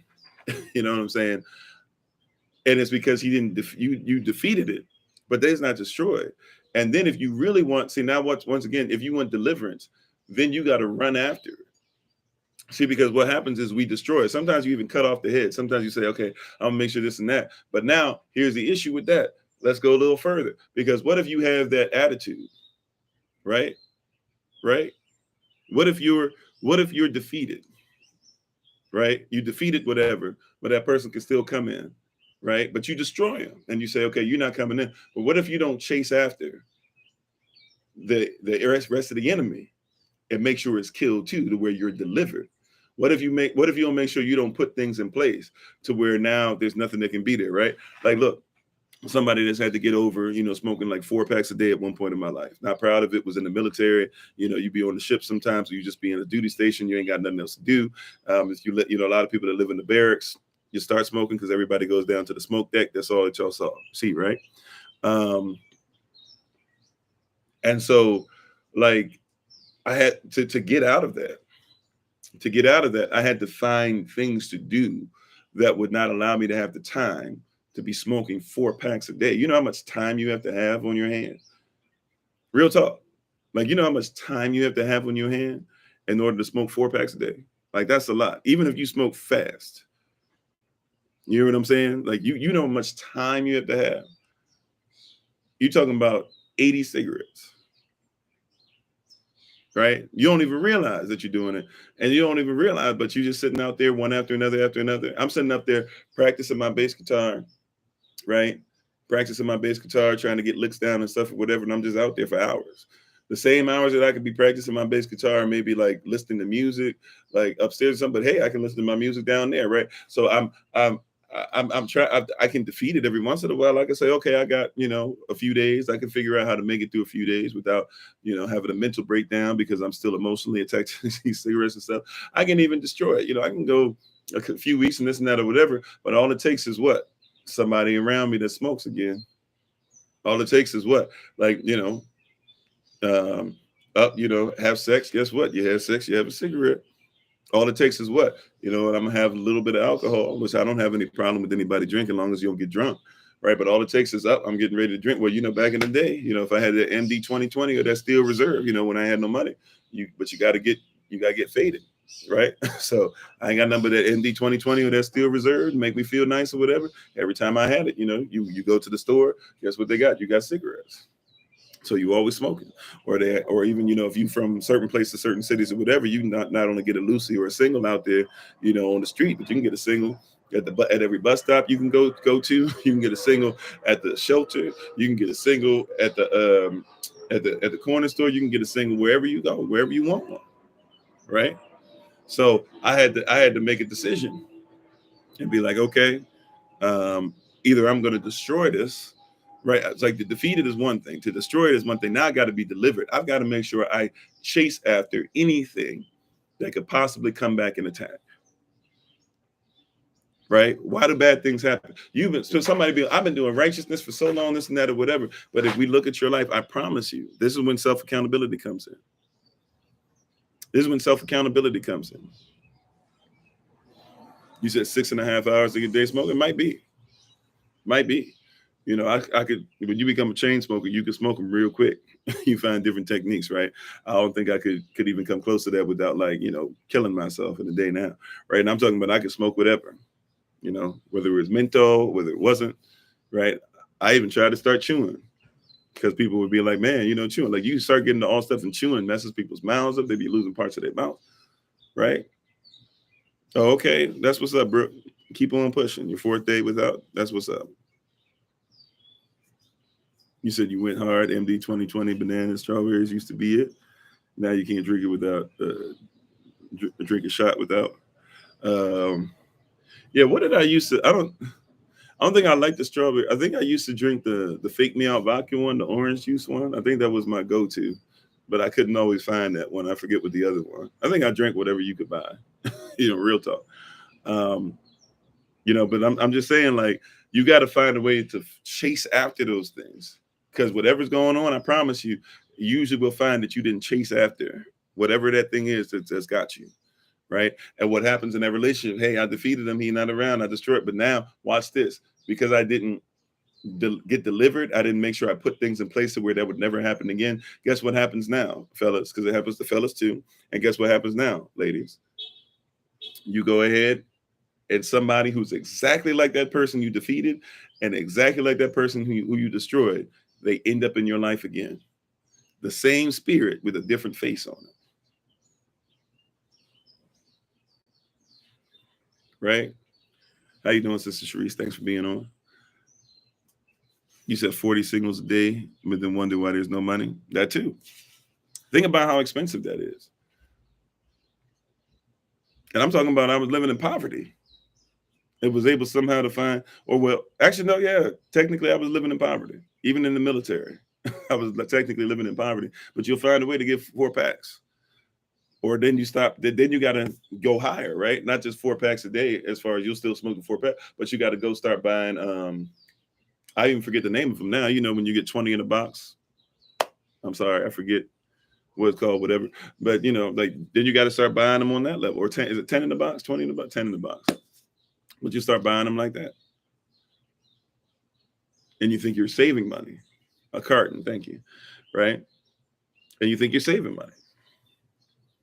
And it doesn't matter like where you go. If you go to New York and they try to charge you almost close to $20, you'll pay it per pack. And then talk about how you can't take your children to see different things. You go to Chicago, it'll be expensive. You go to, I don't know, LA probably expensive. I don't know what they cost in LA, but I would assume a lot. Right? But hey, you'll buy it. You'll do whatever you got to do. Why? Right? And it's the same thing. So you be in this relationship and you'll do whatever you got to do to continue to feed a habit. Because yeah, you might have destroyed or defeated somebody. Yeah, okay, I'm tired. We can't go out anymore, or at least we got to take a break. You defeated it. Then you might even say, okay, we're done. Don't call me anymore. This and that. You call me again, like I'm gonna block your number if you keep coming by or whatever. I'm gonna give a restraining order. Like you even destroyed it. But then somebody else comes in your life that's exactly like that person you just got away from. Or if they're not exactly like them, they have a lot of the same principles. They have a lot of the same demons. And you're sitting there, how do I keep going out? Why do I keep having the same issue? Because you defeated it. You might have even destroyed it, but you're not delivered. And so now every time, guess what? There's a circle now. Like somebody was saying, you got to deal with them over and over again because you didn't go and chase after, you didn't seek yourself. You didn't search the deepest part of your heart. You didn't say what attracted to me to this in the first place. You didn't try to figure out, why do I need to find security? If you're a woman, why am I looking for security in this? Can I tell you about the man security? You know what? Men are very secure, and men are secure in believing that we can trust our hearts to something. And so you got to ask yourself as a man, why do you think that you can trust your heart? Because a man is fine with everything else. Like for real, you ain't got to buy as much of anything. You ain't really got to do stuff. Father's Day is coming up, you know, and I don't even know how many people have actually even began to think, you know, Mother's Day, you try to start thinking to yourself of planning stuff, or at least make sure you got money put to the side, you know, months in advance. Father's Day, people just kind of be like, whatever, you know, right? Like I think what Father's Day is like number 18 as far as holidays in the world or something like that. Mother's Day is number 2. And then Christmas is number 1 or something. So that means like it's Jesus, and then it's your mama, and then like I think Halloween is number 6, and then stuff like that. And so we don't even care about fathers till 18, but we don't really need it. It's not even because it's something. Well, it shows where we are in society, but it's fathers don't even really care about that, right? Husbands don't really care about that as much as like, can I trust you with my heart, right? Because men need security too. It's just not our number 1, right? So can I trust you? Can I trust you as far as security goes? You know, one of the worst things that can happen for a man is I tell you something, and then we get in the fight 2 years later, and the thing that I told you that I was that I was being honest with you and telling you something that I would hope nobody else would. We get in an argument in front of other people, or even with just ourselves, and you use it against me, right? And so, like, if you run into that and you keep running to that type of sister over and over again, you have to start asking yourself, fellas, what is attracting me? Right? I got to be delivered. I might have been I might have defeated it. I might have got away from that. I might have destroyed it. I might have said, I'm not going out with you ever again. But then did you get delivered from it? Did you figure out what is in you or what needs to be put in place that will guard your heart so that, right? Because some men just go, I'm going to guard my heart. I'm not going to have another relationship. I'm done with women. Matter of fact, ain't no good women. You know, we do the same thing that sisters do. We just do it a different way. But we get to the same place. Black women ain't nothing, blah, blah. You hear all this stuff because we've been hurt, but we don't know how to get past, okay, I defeated it. I destroyed it. But every time I keep coming back, well, it's not black women. Is that you're looking for a specific type of black woman. And might need to ask yourself, why? Is it because that you're only looking for women that live in a place where it's acceptable to do that? Is it because that your mom used to do that, not only to your father, but even to you. And so in your mind, that's acceptable behavior.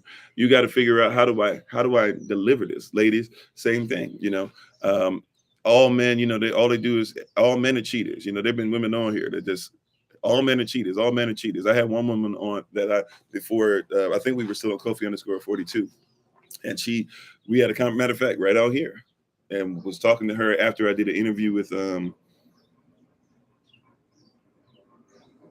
my little brother. I know his name, but I'm trying to use his TikTok name because I haven't even checked him out in a while. Uh, I can't remember his name. Anyway, but I did an interview with him for the YouTube channel, and then I talked to her for like ended up, I thought it was gonna be a short conversation, ended up being like a 2-hour conversation. And the whole thing she was saying is, well, black men need to do that, and black men and blah blah. And I'd be like, yeah, but I don't so I was like, question, do you think that I do those things? And she was like, yeah, but you're different and blah blah. I was like, yeah, but do you think I hang out with men that do those things? She's like, well, that might be different, blah, blah. And I just kept asking. And I was like, I think that we got to start asking ourselves, like, what is it that men and women should do for each other? How we should hold each other accountable, how we should also make sure that we uplift one another, how we should teach one another. And I think one of the things that we should get past is automatically blaming each other for stuff that might not even be our struggle, but a struggle that somebody else gave us. And it's going to take some time. Right.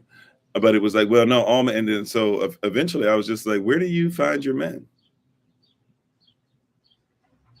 Right, silence when I asked that question, but I asked, like, where do you find your men? And we don't think about that. Like, that's the deliverance. Like, you might realize that, okay, I got with the same dude. Okay, I defeated it. I say I'm done. Okay, finally I'm done for real this time. I'll destroy it. But then you didn't get delivered. You didn't put stuff in place. Like, where do you remember we talked about this, ladies? I said, like, if you're looking for a man, right, and you want a man to find you, he's going to find you in his work, right? Boaz found Ruth in his work. Adam found Eve in his work. Isaac found Rebecca in his work. Rebecca ended up coming to him and started talking and praising him and lifting him up about the stuff that she had found out in his work. Abraham and Sarah, you could say technically, she would have found him in his work. Leah or Rachel and Jacob. Jacob found him in his work. Moses got married to Zipporah in his work. You see what I'm saying? Like you got to you got to recognize these things that are going on, but like we don't even teach our sisters, our queens, our princesses, our baby girls. We don't even make sure that they recognize when daddy's in his work. You hear what I'm saying? Like he got to, when daddy's in his work, pay attention. Yeah, sons, make sure that you are apprentices, but baby girl, every once in a while, come by and see daddy in his work. That's when you want to see. That's when dad really is. That's what makes dad who he is his work, not his job. His 9 to 5, that's great and everything, but make sure your daughters, make sure you see them when they see dad in their work. That's when you really see, because the work is what makes him able to turn into a husband. So then when we say, well, why do people do bad things? Why does bad exist? How could the Most High allow bad to exist if he really was the Most High, if he really loved us, if he really cared about our humanity, that he wouldn't let bad things happen? He wouldn't let bad things happen to good people, would he? Well, how do you know if he's a good man or a good husband if you don't even know what his work is? His work is where his value comes from. Oh, see, yeah, you said your mom would let you get up and help make your dad's lunch in the morning. That's great training ground right there. Somebody would be like, oh, so you just want her to be in the kitchen, blah blah. No, no, no. But she should learn by helping her dad and submitting not to her dad but to the mission. See, recognize once again. Remember, you come down the aisle, dad brings you down the aisle, or father figure brings you down the aisle. Then who gives this woman the way to be wed? I do, and then he goes ahead, takes a seat, and everybody else can take their seat simultaneously. What's happened is in front of everybody, we're saying that the position of father, now this father can't become husband. So you got to find a father, a spiritual father in a sense, who can also become your husband. Your physical father cannot become your husband, but your spiritual father can. This is why I say stuff all the time like, really, if we really have this thing in order, we've been so messed up that it's not anymore.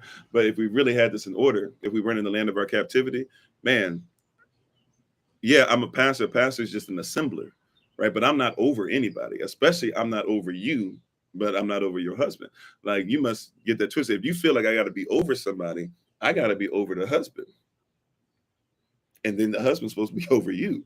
But I'm not over anybody. I just assemble an environment to where the person who's there, but he's not over you either. Like, technically, what he is, you are submitting not to a man. It's not submission, it's submission. So when the father brings the daughter down the aisle, he's saying that she's been under this mission and I've been the person there, but I can't take her any further. So I'm giving her and putting her hand in front of everybody, in front of all these witnesses, in front of the Most High. I'm putting her hand in this person's hand. And now everybody's going to see. Everybody's going to see this. Everybody's going to see this happen. Everybody's going to be able to see this happen where I put this hand in this hand in front of everybody. And now I, as a father, I'm going to go ahead and be seated and I'm going to watch now from afar. I'm still going to be there, right? But I'm going to watch from afar as the person who's supposed to represent, being the person who's over the ceremony, right? So myself, let's say I'm in that position. I got the two people in front of me. So me being the person who's over the ceremony, I'm representing the Most High. You've represented the mission of the Most High, but can't get her close enough to the mission because you can't become one with her. So you stop at a certain point and put her hand in somebody who can become one with her, and therefore allow them to be right next to me. And now I'm going to put my hand underneath his hand. I'm going to put his hand underneath your hand. I'm going to put your other hand on top of that one. Then I'm going to put his other hand on top of yours. And then I'm going to put my hand on top of both, where now the Most High represents that I've got everybody's hands in my hands. Because you gave up, you realize that you can't get her but so far, right? So she's learning how to basically be part of a mission, not under a man. And so when she looks for a husband and she's seen her father in his work, she goes, oh, okay, the same way that we help my father in his work, I need to help the spiritual father who's not over me, who's not going to be demanding, who's going to look for the best of me, who's going to work his tail off for me, who's going to make sure that he looks for my vision and my dreams and my hopes and my goals, and going to kiss me on my forehead and all that stuff. I'm going to find that same thing in somebody who now will become one with me and be able to go further into that than I ever could have by myself. But then people say, well, why do bad things happen in marriages? Well, if you don't even comprehend a context like that, we're going to have a problem. We just go through the motions. We think it's nice and everything, but there's a whole culture connected to that. That covenant, right?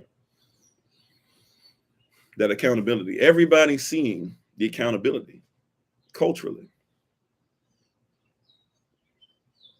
So why do bad things happen?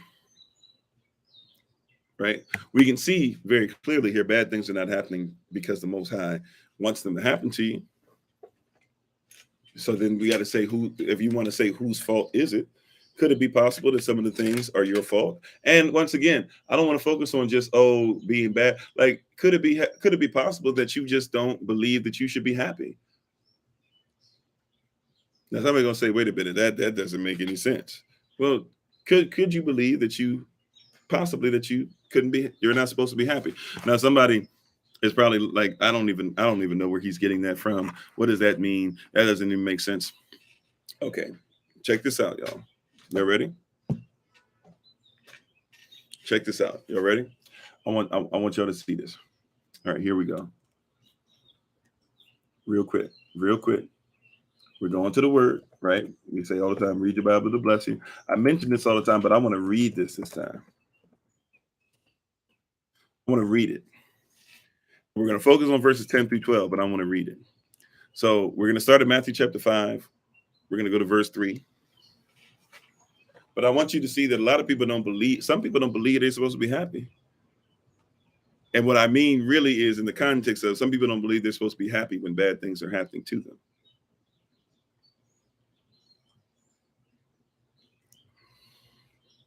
Right. Yeah, right, Sister Cynthia. Yeah, about sometimes we feel like that's so weird. But I want to go to Matthew chapter 5, verse 3 now. To get you where we are, Matthew chapter 4, verse 23 tells us that Yahshua has started going around to all the synagogues in Galilee, and he's been preaching the kingdom. And since he's been able to preach the kingdom, now he can start dealing with disease, and now he can start, sickness, and then he can start dealing with disease, and then he starts being able to, remove bad spirits from people and all these different things, whatever, right? So now we got into the place. Hey, Shalom, how you doing? So now we get to this place where we're in Matthew chapter 5, verse 3. He's taking them to a higher place. Literally, he's taking them to a higher place, right, on the Mount of Olives to be able to preach a word. And more than likely, he's sitting down, because in our culture, the people that are preaching would actually sit down. The people who are listening would actually stand up. We've reversed that now. But it used to be if you were preaching, you would actually sit and everybody else would stand and listen.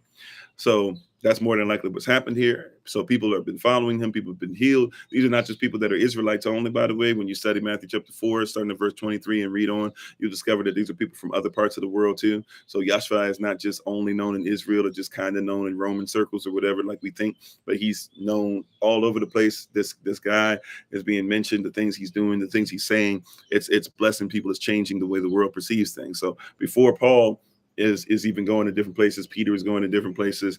Simon, I said Simon, Peter, Andrew, etc. All these people going to different places. People are already getting a seed sown.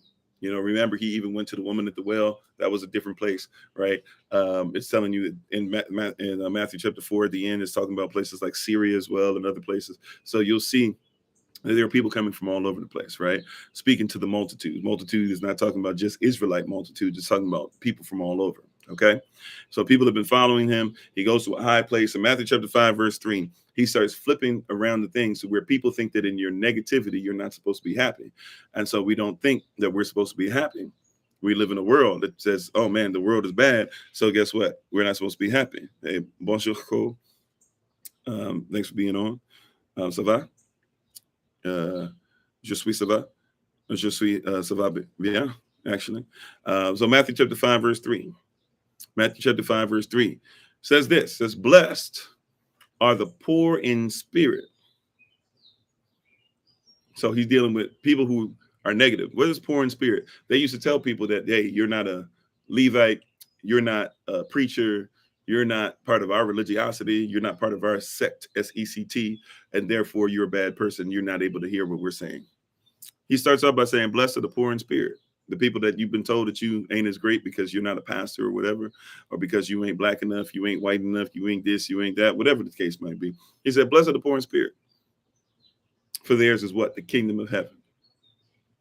Next one, verse 4. Blessed are they that mourn. Hey, man, stop talking about stuff. Don't do this. Don't take time out to be about yourself. Don't take time out to cry. Real men don't cry. Now you got sisters, I'm strong. I'm independent. I don't need to cry. There are a lot of sons who have told me that they can't remember their mother's crying, right? It's not just men, right? But here it says, blessed are those that mourn, for they shall be comforted. So bad things can happen. It's okay, right? You'll be comforted. So let's start looking at some of this stuff. Well, what if something bad happens to me? Well, the kingdom of heaven belongs to me. What if something bad happens to me? Well, guess what? I can be comforted. Let's keep on going. Verse 5. Blessed are the meek, that's the humble. Why? For they shall inherit the earth. It's considered to be a bad thing to be humble nowadays. But apparently, according to the word, if I'm humble, I get to inherit the earth. Verse 6. Blessed are they which do hunger and thirst after righteousness, for they shall be filled. It used to be, well, why am I so bad? Why am I always looking for righteousness? Why am I always looking for somebody to be better? Why am I always looking to go to a higher level? Why can't I just be content where I am? Well, guess what? If you keep searching for things that are higher and are looking and hungry and thirsting for things that are higher, then guess what? You will be filled with things that are higher. All right. Next one, verse 7. Blessed are they that are merciful, for they shall obtain mercy. Why are you merciful? Why are you always forgiving? Why are you always willing to, you could have gone ahead and said whatever. That man did blah, blah. That woman did this and that. That job, blah, blah. I would have told them that they could do blah, blah, and this and that or whatever. Well, give mercy. It's okay. Somebody did something bad to you, be merciful. Why? Because here comes the positive. You shall obtain mercy. There's consequences. You have a right, you have free will, you can do whatever you want. But sometimes when you use free will, right? Like, remember what we said earlier? We were talking about be careful what you ask for, be careful what you don't give. Give mercy so you can obtain it. Verse 8, blessed are the pure in heart. That's love, that's passion. Blessed are those that have pure passion. You know, what's that thing? Every woman likes a bad boy, and you don't get rewarded, for being a nerd, this and that, or whatever. Good things don't come to those who wait, blah blah. But you know what? Actually, they seem to, because people that were the nerds in high school that everybody said they want no time for, now they're the doctors and lawyers. They're the business owners. Bill Gates might not have got no play when he was younger, but now, all right, I know a lot of y'all don't even like Bill Gates, but I'm just trying to give you an example. Right? Bezos back in the day, wasn't nobody really running after him or whatever. Now he can't get himself together, where he had to divorce his wife because somebody was going to bring out the truth about his being, being out there in them streets. Right? But anyways, verse 8, blessed are the pure in heart. Why? For they shall see Elohim. Be pure in your passion. People are going to tell you, man, stop being passionate. It's a Machiavellian thing. A lot of people don't know Machiavelli. Like, people saw that on Tupac's album, didn't even realize what he was saying. Machiavelli, because a lot of people don't study Pac. Pac was not a thug. Pac was not a gangster. And that's partially why Pac got killed. May I say that again? Pac was not a thug. Pac was not a gangster. And that's partially why Pac got killed.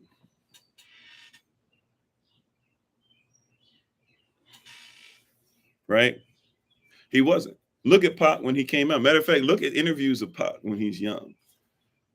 Being very respectful, smiling, being a pleasure. Doesn't mean that he didn't go out in the streets and stuff and know how to deal with people and stuff. But Pac, he was raised by a Black Panther. He was somebody that read a bunch of books and told people not to tell that he told people to not tell. So he said, don't tell people I read these books until after he died. Right? And when he named his album Machiavelli, this is what Machiavelli, a lot of people are Machiavellian because they don't know who Machiavelli is. Machiavelli is somebody who basically taught, right, that it was, in order to be a great leader, you had to be a bad person. In order to be a bad person, you had to be a great leader. You can't be a great leader and be a bad person.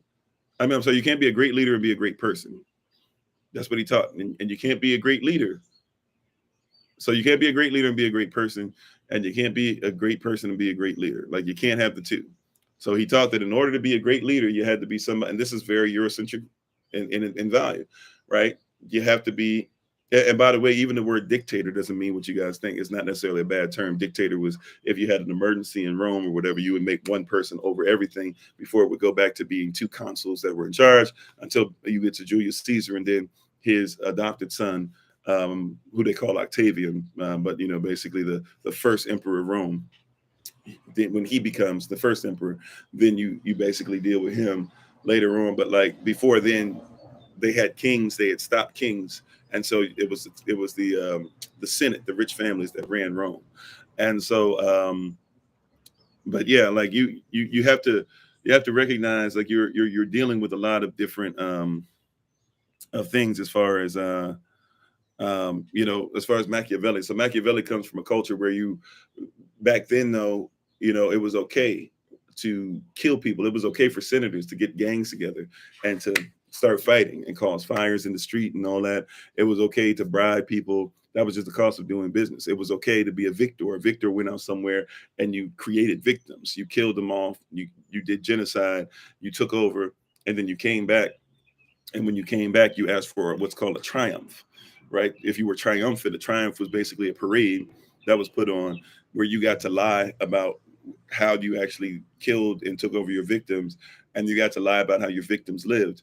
And you as a victor got to be able to tell these Roman bumpkins, these country bumpkins, if you will, that they are, doing these things. Yeah, Hail Mary is on there. Me and My Girlfriend, very poetic song. Is actually talking about him and his gun. A lot of people don't know that, but if you look at all these different things that are going on or whatever, Pop was in the Machiavelli. Machiavelli taught the same Roman principle, the same Greek principle, that if you're going to be a great leader, you have to be a bad person.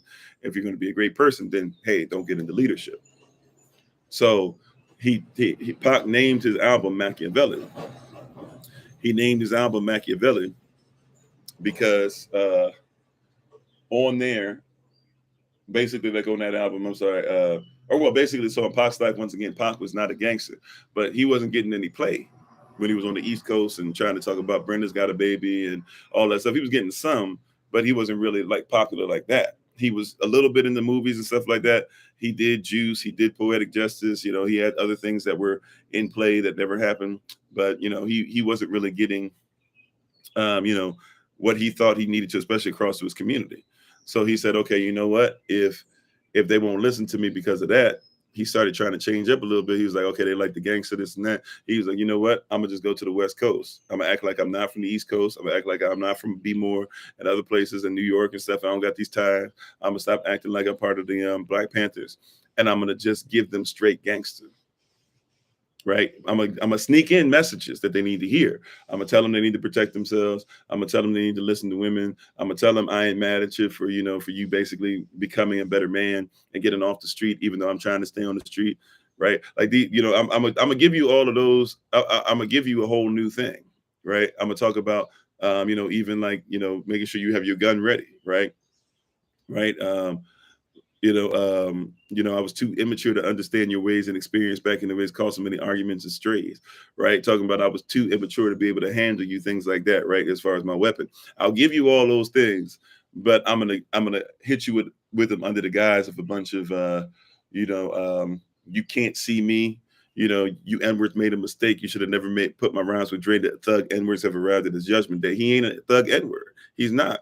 But hey, if that's what y'all need, right, to be able to do that. Yeah, Pac was a dancer at first, right? Before he was known on the Humpty Hump with rapping with them, right?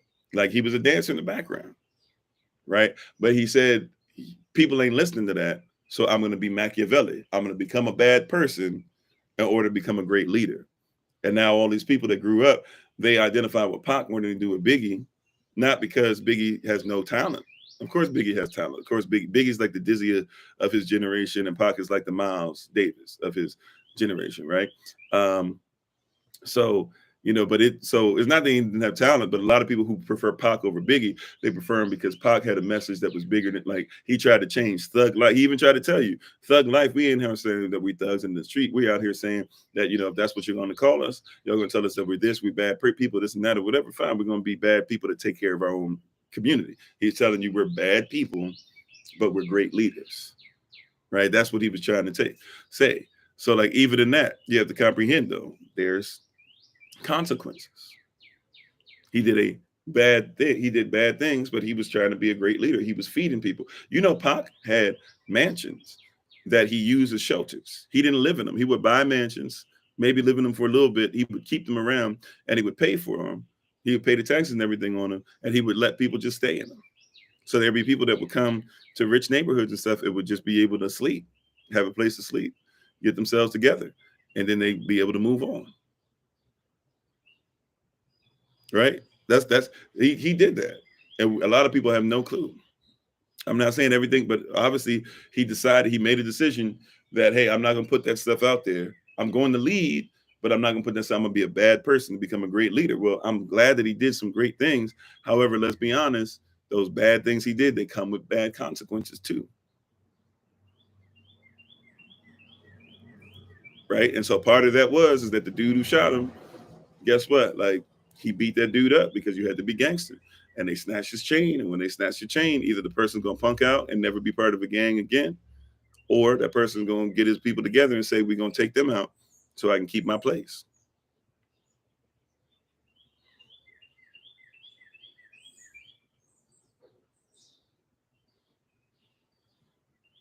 Yeah. Yeah, I can see that what you're saying about Biggie. You know, and I think to each their own. Biggie was probably not as concerned about putting out positive messages. I think Biggie, like a lot of young black men do, I think a lot of us young black men are just like, if I can show you that I got bling, that means that I'm showing you positivity because I'm showing you can make it, you can come out of it. Um, So, but I'm not trying to go too far with that, but I'm just trying to show you that when people ask why do bad things happen, there's consequences, positive and negative. Amen. Yeah, be not deceived. Great point. Great scriptures to bring up, Sister Bree. Be not deceived. Elohim is not mocked. Whatever a man doeth, right? That also shall he reap, or that's what you're going to receive. What you sow. Exactly, right? Whatever a man soweth, that's what he reaps. Whatever a woman sows, that's what you reap. And so, why do bad things happen? The question we got to start asking is, why are we sowing bad things? What has been sown in your life? As we are coming to the end of this today, I really don't have a lot more. Thank you, Sister Roundy. You have a blessed day as well. I don't really have much more. I can feel in my spirit that it's kind of down, and or we're kind of coming to the end of this. And I got a lot of catch up as far as talking to people and stuff. We've been on the road for basically a week straight, basically a week straight. Even in being in Chicago and Detroit and only being there a couple of days each, we were still traveling. And then yesterday we had to stop again too in Pennsylvania. So I've got mad stuff to catch up on just on phone calls. But you have to recognize that whatever you sow is what you reap, and things have been sown into your life. And once again, you got to be willing to be delivered. Are you willing to figure out to that extent? Salah, right? Just pause and think about that. Are you willing to figure out what's been sown into you? Whether you sowed it or somebody else sowed it, right? Whether you sowed it or somebody else sowed it, it's been sown.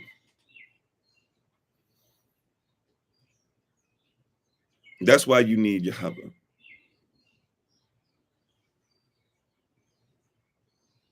That's why you need Yahweh. Well, we might not have a meeting on Saturday. We're going to be meeting up on June 5th. Remember, June 5th is going to be Shabbat. June 5th, Sunday, that's going to be Shabbat. It's going to be Pentecost, 2:00 p.m. Eastern New York time.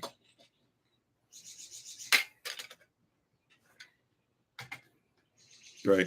But you got to think about that. Like, what's been sown? Whether you sow, remember, that's why you need Yahweh. Yahweh is going to be the one that comes to separate the wheat from the tares. Matthew chapter 13. Forgive me, is around verse 15, 16, somewhere in there, I believe it starts. No. Actually, be further down, probably like somewhere around verse 20 or so. But Matthew chapter 13. The wheat and the tare. It's the you have the wheat and you have the tare, right? You have the wheat and you have the tare. And it says that the Most High, he planted positivity. He planted wheat. And it says that the enemy came in the middle of the night when everybody thought everything was all right and everybody could take rest and stuff to be able to finish out the rest of the day when they got up. And the enemy came in and put down the tare.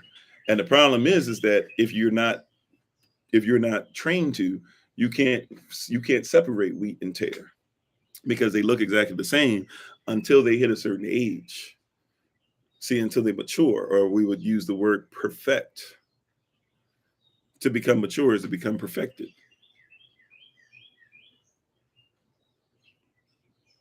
Right? Like until we become perfected, until we become mature.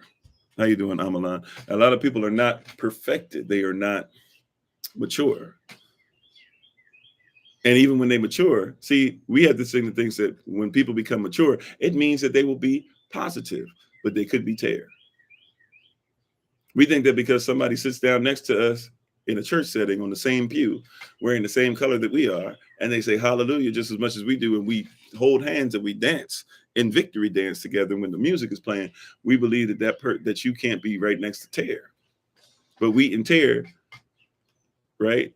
In this context, in this scripture, Matthew chapter 13, is telling you that the wheat and the tare are both next to each other. And it says that the only person that's going to be able to separate it is Yahweh. And man, there are some curses. There are some things you're going through. There are some bad things. If you want to ultimately try to figure out how to separate them, guess what? You can't ultimately do it by yourself.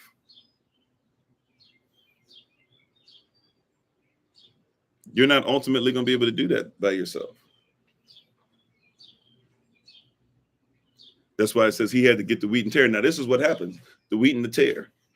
And we're getting ready to take our leave, right? So hopefully this sticks with you. Thank you, Sister Shima, right? Check this out. When the wheat and the tare, oh, amen, Sister Dawn. Yeah, when the wheat and the tare, when they get in position, what happens is they grow to a certain age.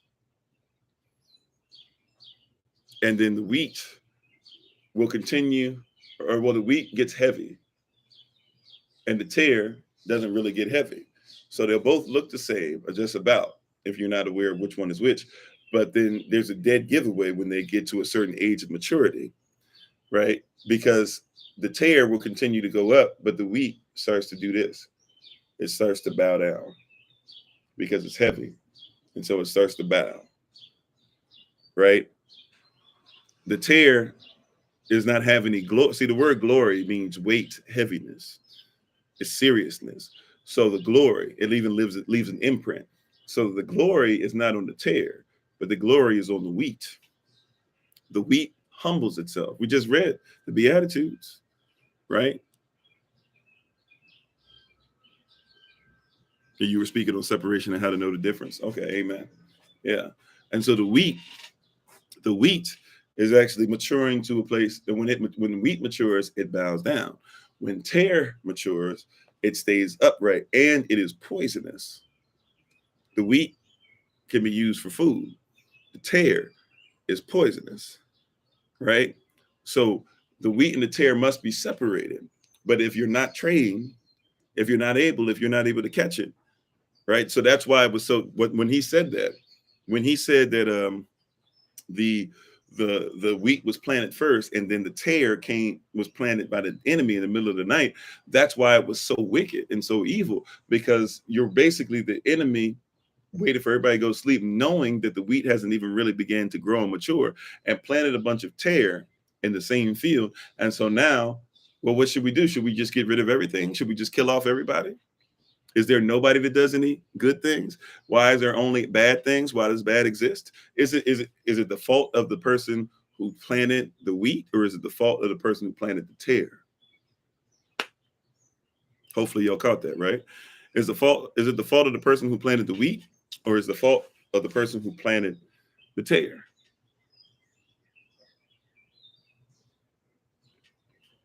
Right?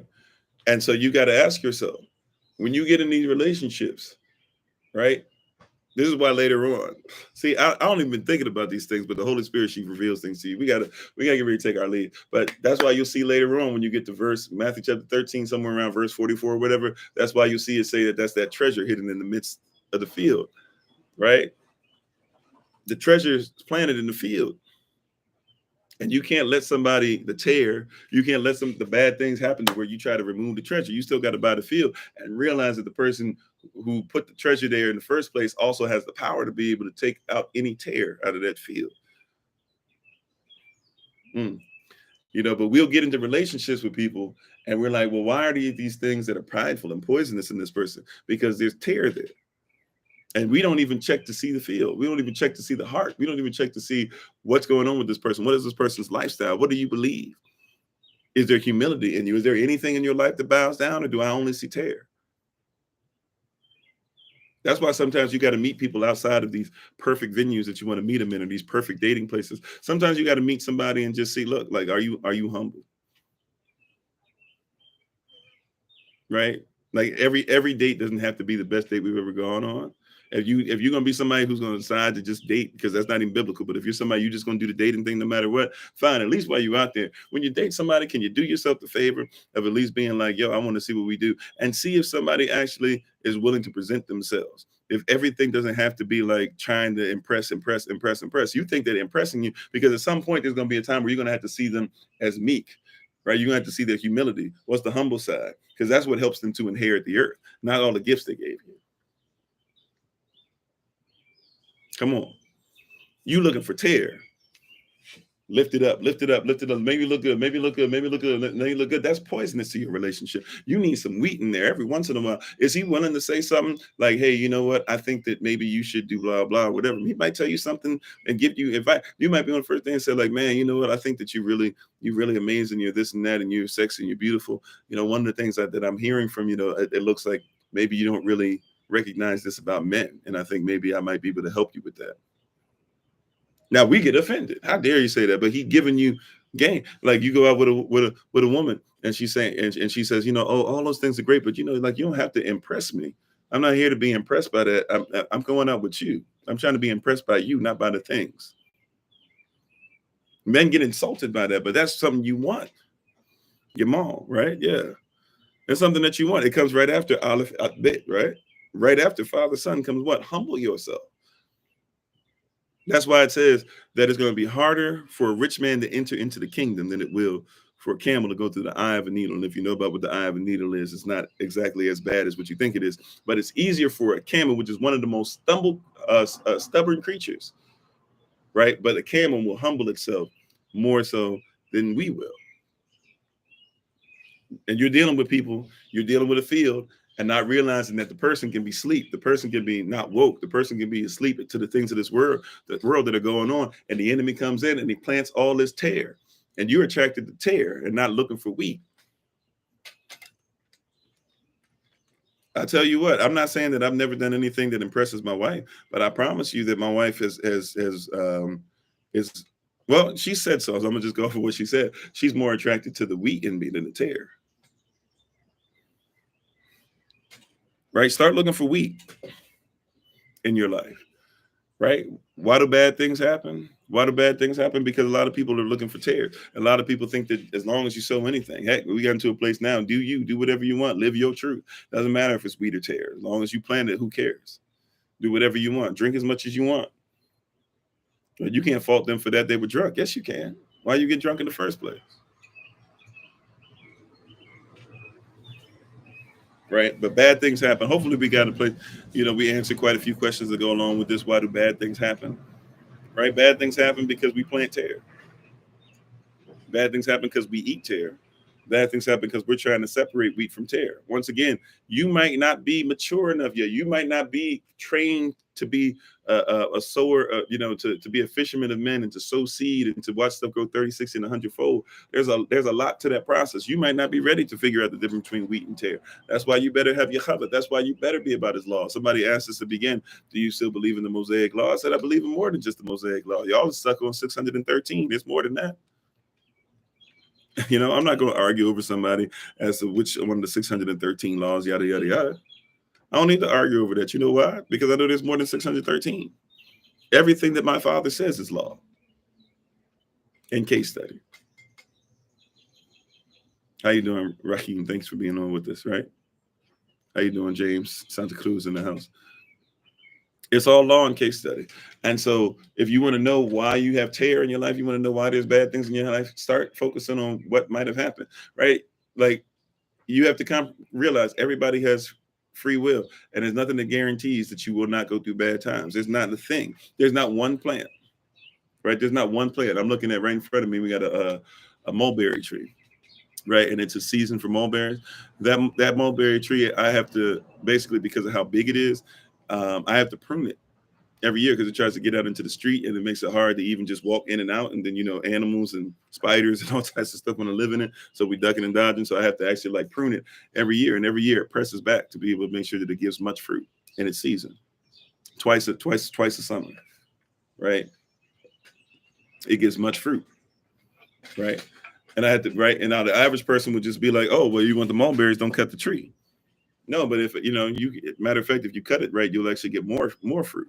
But you got to know how. You have to do more to it. You have to cut it more, right? You got white mulberries up front. You got black mulberries in the back, right? So I'm probably going to be out here today, partially when I'm talking to people on the phone, probably going to be shaking trees and stuff because we get to a certain place, they begin to fall, or it's real easy for them to fall. That's when you can tell that they're really right, But it's But people don't recognize certain things about that or whatever. Like, and if you're not in position, you're going to need somebody trained to do that.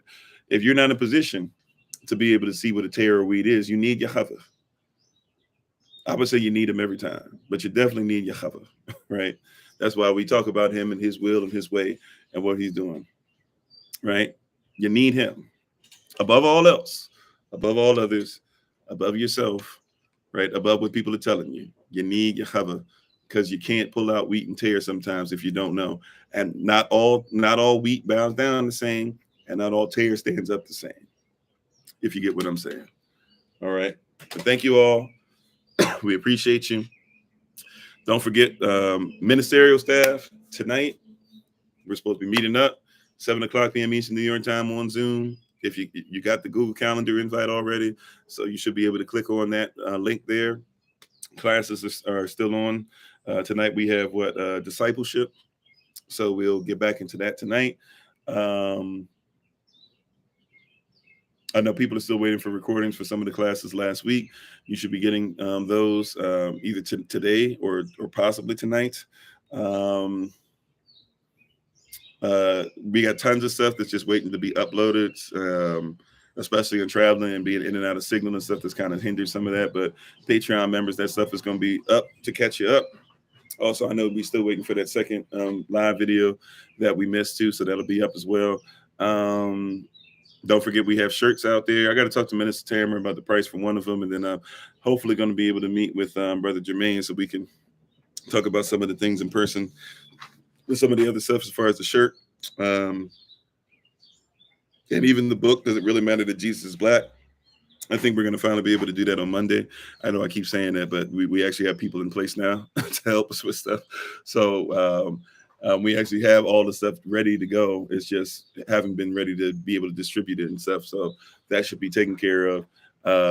Thank you guys for being on. Don't forget we have a podcast this month, the month of June. Minister Kevin will be on the podcast, or will at least be in charge of the podcast. We'll see exactly what he's going to be doing as the month goes on. But thank you guys so much. Appreciate that. Not sure yet. I'm going to reach out to somebody today to see about them taking care of the early rise of Bible study sessions for this month of June. Don't forget that since it is the first week of the month, every first Friday of each month, we try to make sure we go in the community and be a blessing to somebody, whether we know them or not. However you're led, you don't have to tell us what to do. So please go out and do it. So that would be tomorrow. If you're able to give somebody a blanket, a piece of fruit, a couple of dollars. Hey, we waste money on meals and stuff sometimes that we don't even eat all of or whatever. Maybe you got some canned food. You can cook somebody something that you always see in the same place and be a blessing to them or something. Maybe somebody at the office, is going through stuff and that they really need help with the different things or whatever. So all those different things, we thank you. We appreciate you all for being on. We honor the King and Queen in each and every one of you. Please check out my wife, as always, the Honorable Bloom and Flourish, not A-N-D, the letter N, Bloom and Flourish. You can follow her on TikTok, YouTube, her website, and Pinterest. And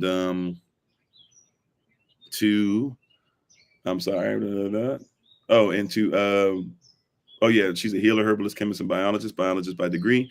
So please feel free to do that. Thank you to everybody who asked for packages. I believe everybody should have got their packages by now. If you didn't, I'm pretty sure the last of them were sent out a couple days ago. So if you don't get them in time for tomorrow's class for herbalism, introduction to herbalism, please let us know today, because today would be the last day that we be able to get it to you before class.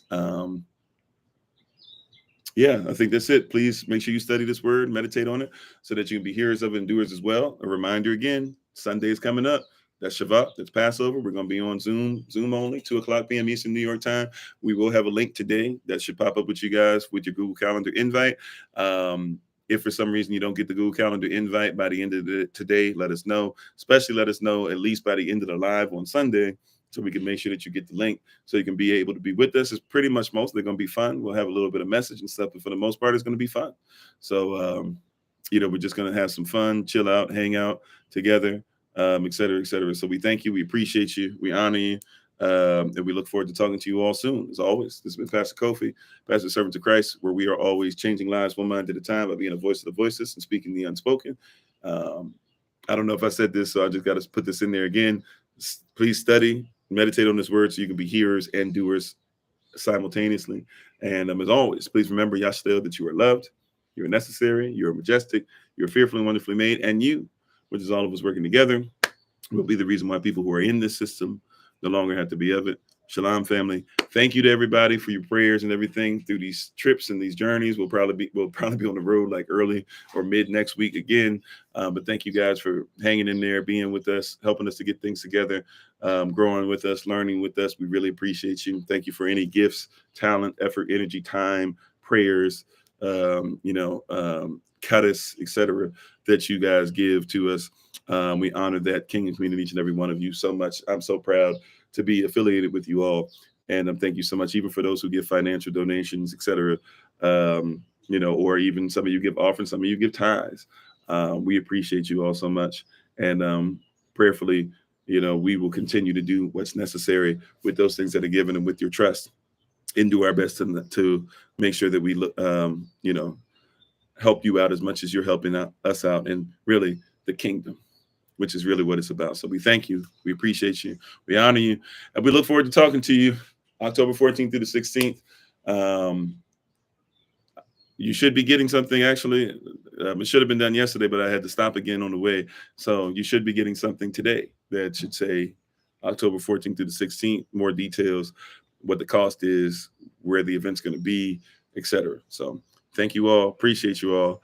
And we'll talk to you later. If we don't see you at class later today, we'll talk to you tonight. Ministerial staff, don't forget, meeting, 7 o'clock p.m. Eastern New York time. There's a difference between ministerial meeting and minister training meeting, right?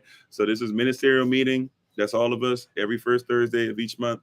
So I think that's 8 of us, 9 of us, something like that. However many of us, we're growing all the time. So we appreciate you. There's going to be training that we need to, so we can start having you guys do some more lives and things like that, and get you used to doing some things and be better. We thank you so much. We appreciate you. We honor you. And we out you.